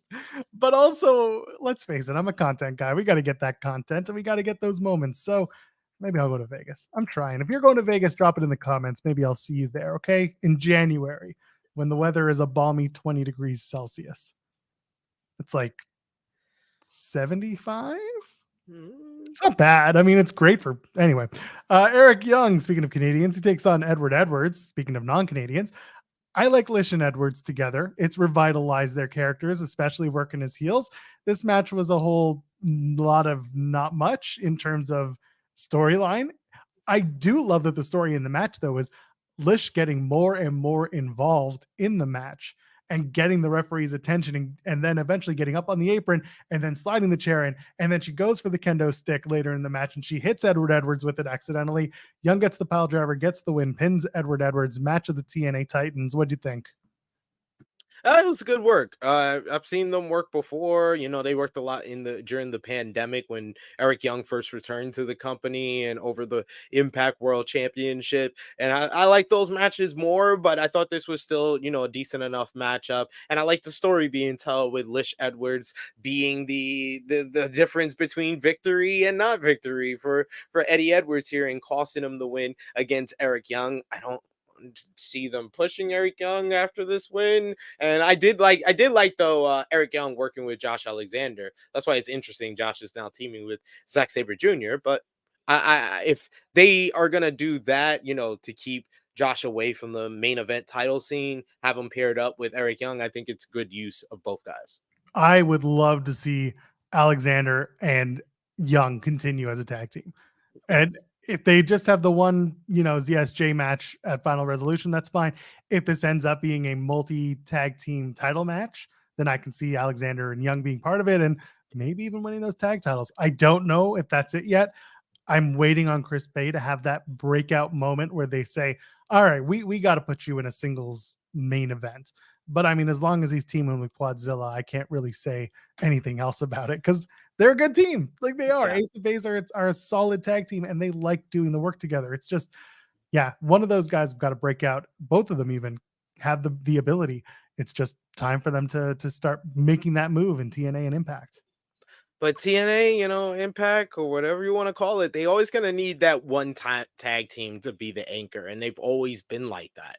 America's Most Wanted, or Beer Money, or the Motor City Machine Guns, or LAX, and right now that's ABC. And I understand wanting to, you know, keep them pat and keep them in the division because they've had a hell of a year. They probably had one of the more consistent years of any tag team this year across wrestling. So I understand keeping them together for the time being. Gia Miller is backstage with Sunny Kiss. Sunny Kiss worked the Call Your Shot gauntlet this past week at Bound for Glory. No, 3 weeks ago now, Bound for Glory. And she said that if she had won the Knockouts, if she had won the Call Your Shot gauntlet, she would challenge for the Knockouts World Championship and challenge Trinity. Trinity comes in, they hug, says, I heard what you said. If you won a Knockouts World Championship shot, you've got it next week. I can't speak anymore, and I don't know why. Sunny Kiss coming out and saying that she's not signed to a deal, so who knows where this is going to lead. But Sunny Kiss and Trinity, what do you think about that match? I think that's the fun use. If you only had Sunny for, the one taping, you want to do the big matchup, the biggest matchup possible, or at least a big matchup. And this would be one of the matchups that both him and Trinity, or her and Trinity, would want. So go for it. Do it. I think they're going to have a great matchup, and it's going to be a lot of fun. There's a very interesting conversation in here that kind of goes back to something that Steven Jensen and Cressa Star and I had after the Bound for Glory post show. We kind of got into it with ourselves in the chat about how Jordynne Grace didn't go after the main men's world championship. And now you have Sunny Kiss, who, I don't need to get into biology, but Sunny is gender fluid and has not really had pronouns attached to herself. Like, people have asked, and she's like, whatever, like I can be whatever. And I think it's really, this really adds to the conversation of like, the Knockouts World Championship is important to the person that it's important to, and just like the World Championship is important to the person it's important to. And that's what we're getting right now, is that Sunny Kiss has decided that for her, the Knockouts World Championship is more important than going after, say, Alex Shelley and the Impact World Championship. Yeah, that's the title that inspired her the most. That's the Gail Kims, the Awesome Kongs. That's the people that made her want to become a professional wrestler. So I definitely understand Sunny Kiss wanting to go after the Knockouts Championship, and it elevates it when you have someone come in, and someone that has that notoriety from being on AEW, and they want to come in and get this championship. And Trinity, being the fighting champion, is open to the challenge. So I love this use of Sunny Kiss here. Me too. So I'm looking forward to the match. That'll air next week on the show, and we'll talk about it then. Dirty Dango and Oleg Prudy has beat the shit out of Storm Grayson and Nick Diamond. Storm Grayson, who's all over Warrior Wrestling and freelance wrestling in Chicago. Nick Diamond as well, stand out in the independent scene. Prudy basically goes solo, beats everyone down until Dango comes up, gets the win. That's it. So Dango and Prudius will eventually get a World Tag Team title shot, right? Because that's how this thing works. You just have to be. That's how it works. You have to be a tag team for a certain amount of time, and it's the lottery. They're gonna pick your name out of the lottery eventually. And Purius, they're making him into a monster, and that's what he's supposed to be. But unbelievable, that's his first match in 12 years.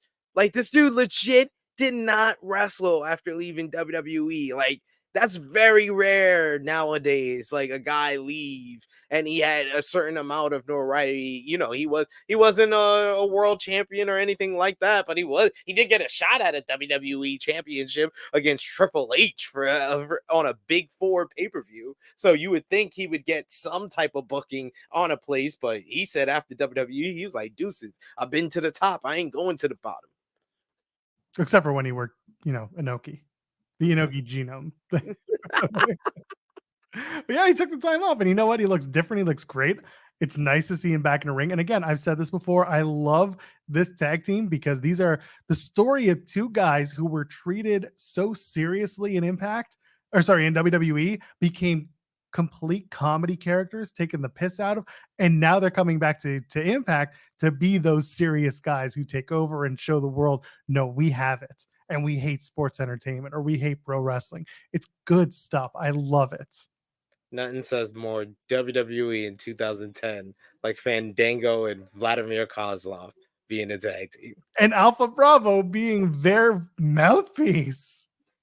God bless. No, he's their security. He's their muscle.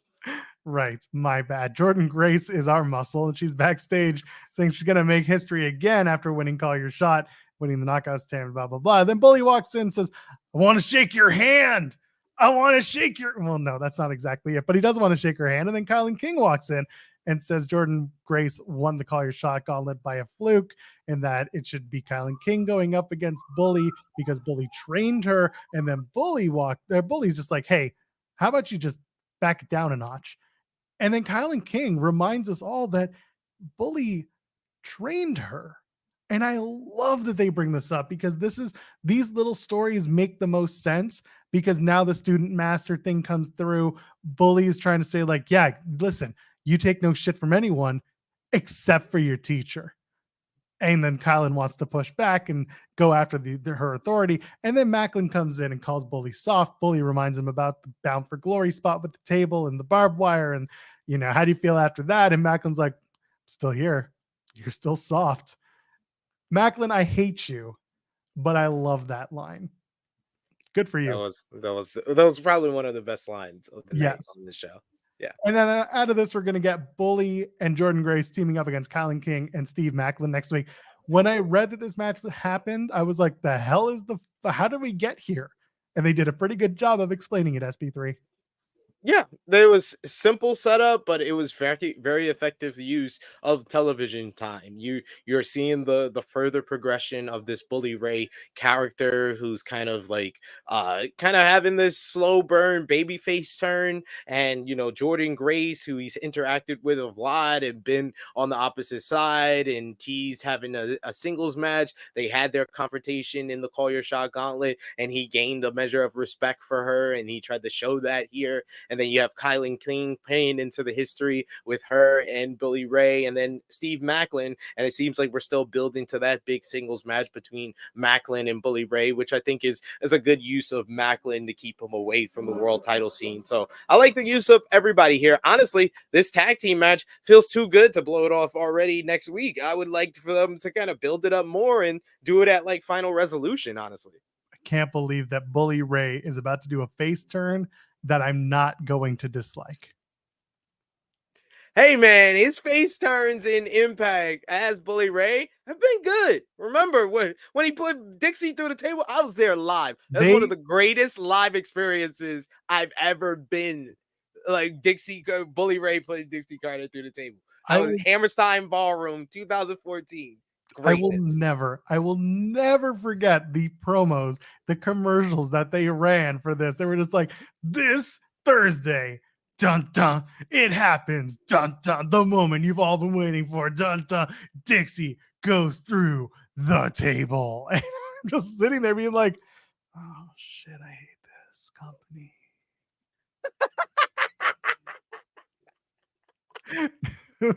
But they milked it so bad. It was like a Bram re-signing, and they just milked for all it's worth. Yes, it was great. It was great, man. I remember like AO Productions in the chat is a fact. They need to go back to Manhattan Center now that they're back to TNA. Going back to Manhattan Center, because those Manhattan Center tapings, those are some great memories being there live. I was there for that. I was there for the whole series. Remember when they did the whole series where they did I think they did Hardy's versus Dudley's versus the Wolves. They did 3 matches. They did a regular 3-way match, then a tables match, and then a Full Metal Mayhem. It was great. Great stuff. Oh, also great stuff is over at FightfulSelect.com. The best $5 in the business, the best $54 a year that you can spend. The holidays are coming up, folks. If you want a gift for the wrestling fan in your life, give them FightfulSelect.com, okay? I know that this is the downtime for wrestling news. I know people are all like, no, I don't want to pay for wrestling news right now. I got bills to pay. Go steal someone else's credit card. It's fine. A lot of these internet service providers, they're giving out free $50 gift cards this time of year. Use that $50 gift card. Forget about the groceries. Go to FightfulSelect.com. Get a $54 annual subscription. And then you get all your exclusive wrestling news. But it doesn't stop there. We'll give you all the extra content too. You want interviews before they drop? We got them. You want the notes for them? Sure. We had conversations with Hikuleo ahead of Lone Star Shootout.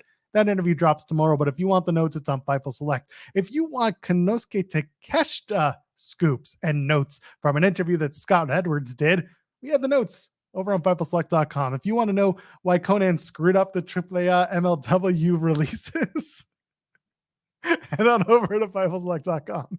Best $5 in the business, best $54 a year. Plus, Shawn does a Q&A weekly. Plus, Grapsity does a Q&A every other week, and it's always good stuff. The list goes on with Jimmy and Shawn. The Weekender podcast with Steven Jensen, who sometimes pops in with me to talk about Impact Wrestling, and of course, host the Spotlight here on YouTube.com/Fightful, and so much more. Sour Graps with Alex and Kate is always a hoot. So go ahead and get that over on FightfulSelect.com. The best $5 in the business, the best $54 a year. SB3 knows, he gets it.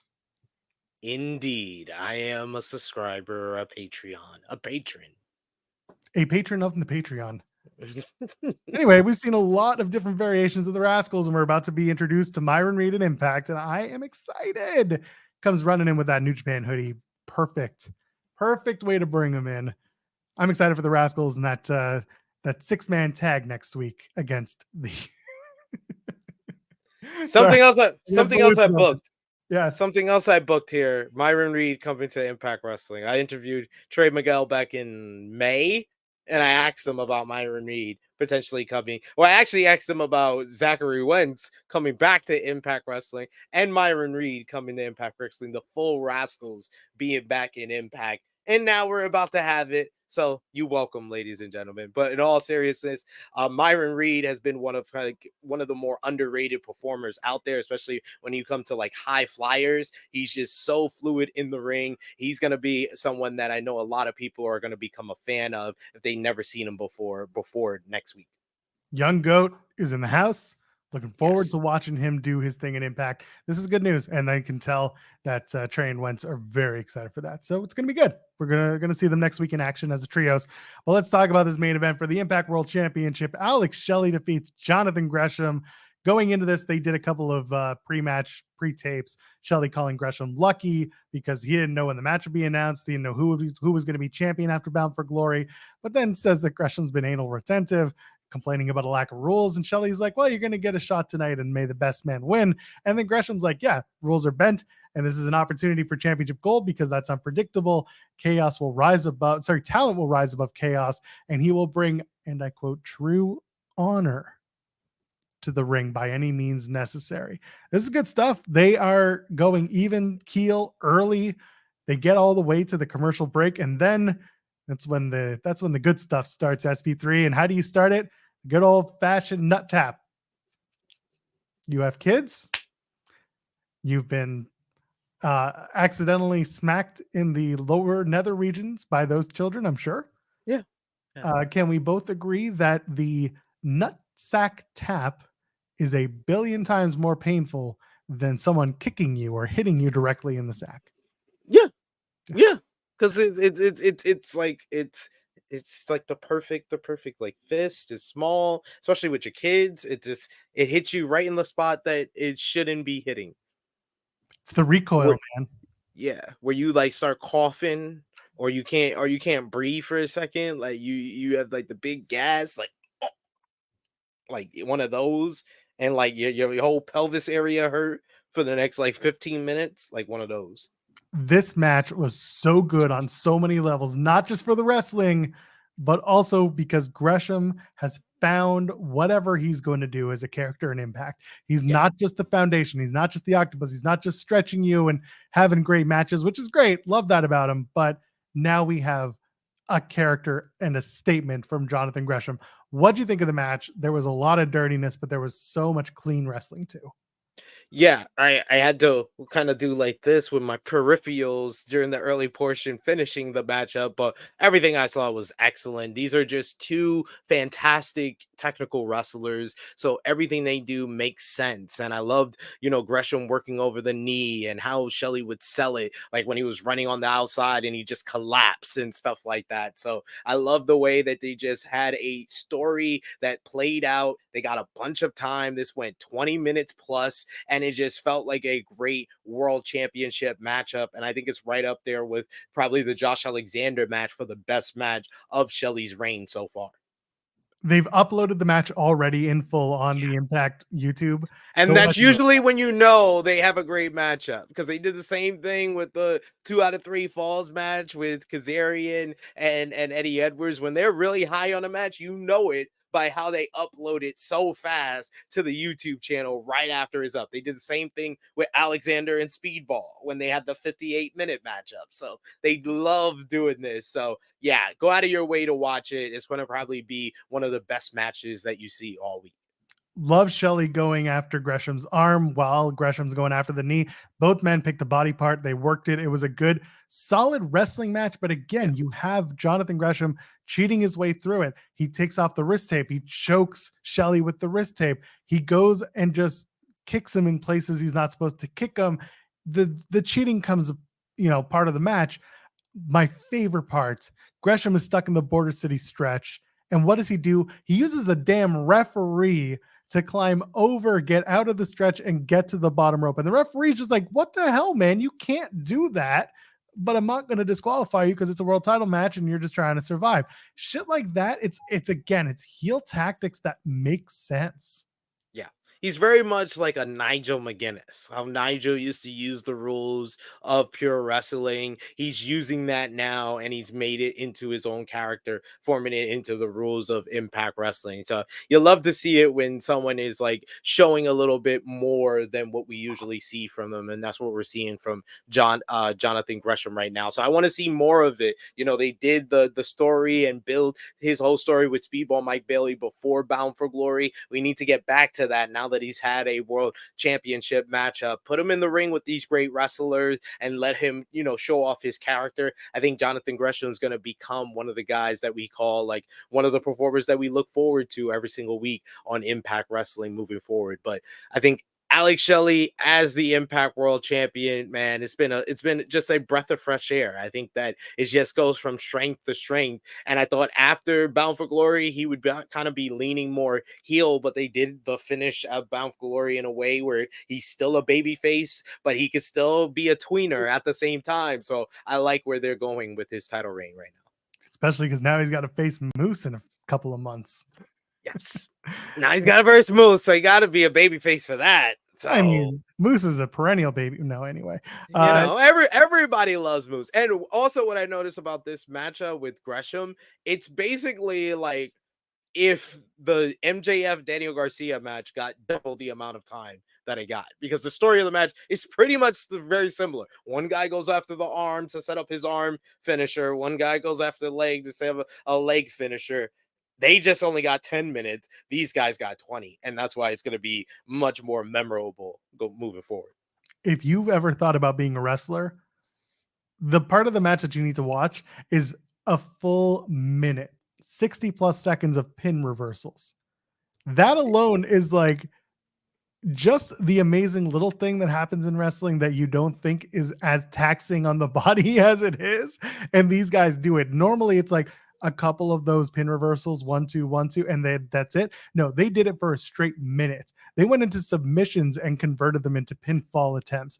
They did it all, and the match just kept going. It was a treat, and it was a good finish. Super kick, shell shock, 3 count. Shelley retains. What's next for Jonathan Gresham? What do you do with him now? Like I said, I'm hoping they put him back into his whole program with Speedball Mike Bailey. Speedball trying to kind of be the angel on his shoulder to be like, yeah, you should follow the rules. But Gresham is listening to his evil side and being like, no, I should stretch the rules to gain victories, to get title opportunities, and maybe we get him back into the X Division title scene, and he can go after the X Division title and have some great matches with Chris Sabin, which he's had before in the past. So I wouldn't mind that either. I don't hate the idea. And on top of that, do you do a stable with Gresham, or do you put him with some people? Does he fit in with anybody in particular, or what? That's the thing. I don't know what works best for Jonathan Gresham right now in terms of like his association with others. Yeah, I mean, you kind of have to be what we've seen across pretty much every promotion. This is something that, New Japan has been doing for decades, and WWE has done it more since Triple H becoming in control, and Tony Khan has kind of adapted that since the inception of AEW, is grouping people together because there's the story opportunities of, people working with other people in other groups, people branching off from the group or betraying from the group. There's so many storylines storyline, potential there. So you would want someone like Jonathan Gresham to be paired up with someone because you have that potential. And they did that with Speedball, but now we're seeing kind of the story of them separating and splitting off from one another and now feuding with one another, even though I feel like they have gone to the well of them having a singles match way too many times. I understand every time it's good to great, but it's like, okay, now we're going, you've run it too many times where it's just like, yeah, it's just not the same. So you got to make it interesting, and I think that the next time they run the match back, it should be for the X Division Championship. You put a fork on a pole. This guy always with his fork on the pole, and it's just 5 Jews.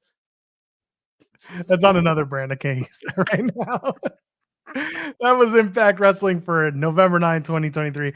We're moving forward towards the end of the year in the TNA rebrand. SP3, tell the people what you got going on. You can check me out as always at True Heel SP3 on the Twitter machine or whatever you want to call it. You could also find me over on the YouTube channel True Heel Heat. For the podcast listeners, that is TRU no E HEELHEAT, True Heel Heat Wrestling, where we have pretty much 5 to 6 days of consistent live streams and daily content over there. We got a new episode of In the Stars where me and Jimmy Rackaram break down the star ratings of Dave Meltzer. That's going to be dropping tomorrow. And you can check out AE Ramble with me and Jimmy Rackaram reviewing AEW Dynamite from earlier today. And I'll be back on the flagship podcast Saturday at 11:05 a.m. Eastern Time. Myself and Miss Chrissy Love talking about this week in wrestling. So check it out. There you go. Go check out True Heel Heat if you haven't. I put them over before and they deserve it. Go hang out with them, especially go see it. Go watch AE Rambles. Okay. Just go watch it. I'm there. Just go watch it. Go watch it. I can't tell you anything else. You just got to go watch it. If you think, I've told this to other people, if you want sour grapes for AEW, there you go. It's AE Ramble. Okay. So go watch it. Jimmy and SP3 are a very special team. So we'll leave it at that. I am at Joel Pearl. I am in the weeds every Monday, Wednesday, and Friday over on our sister channel, Fightful Overbooked. Go to youtube.com/Fightful Overbooked. And of course, leave a thumbs up on the way out and subscribe to us here at youtube.com/Fightful. I guess that's it. There we go. I said it before, but I am at Joel Pearl, JOELPERL. Ladies, gentlemen, friends beyond the binary. Now I've got my autopilot back. We'll see you in the next one. Cheers.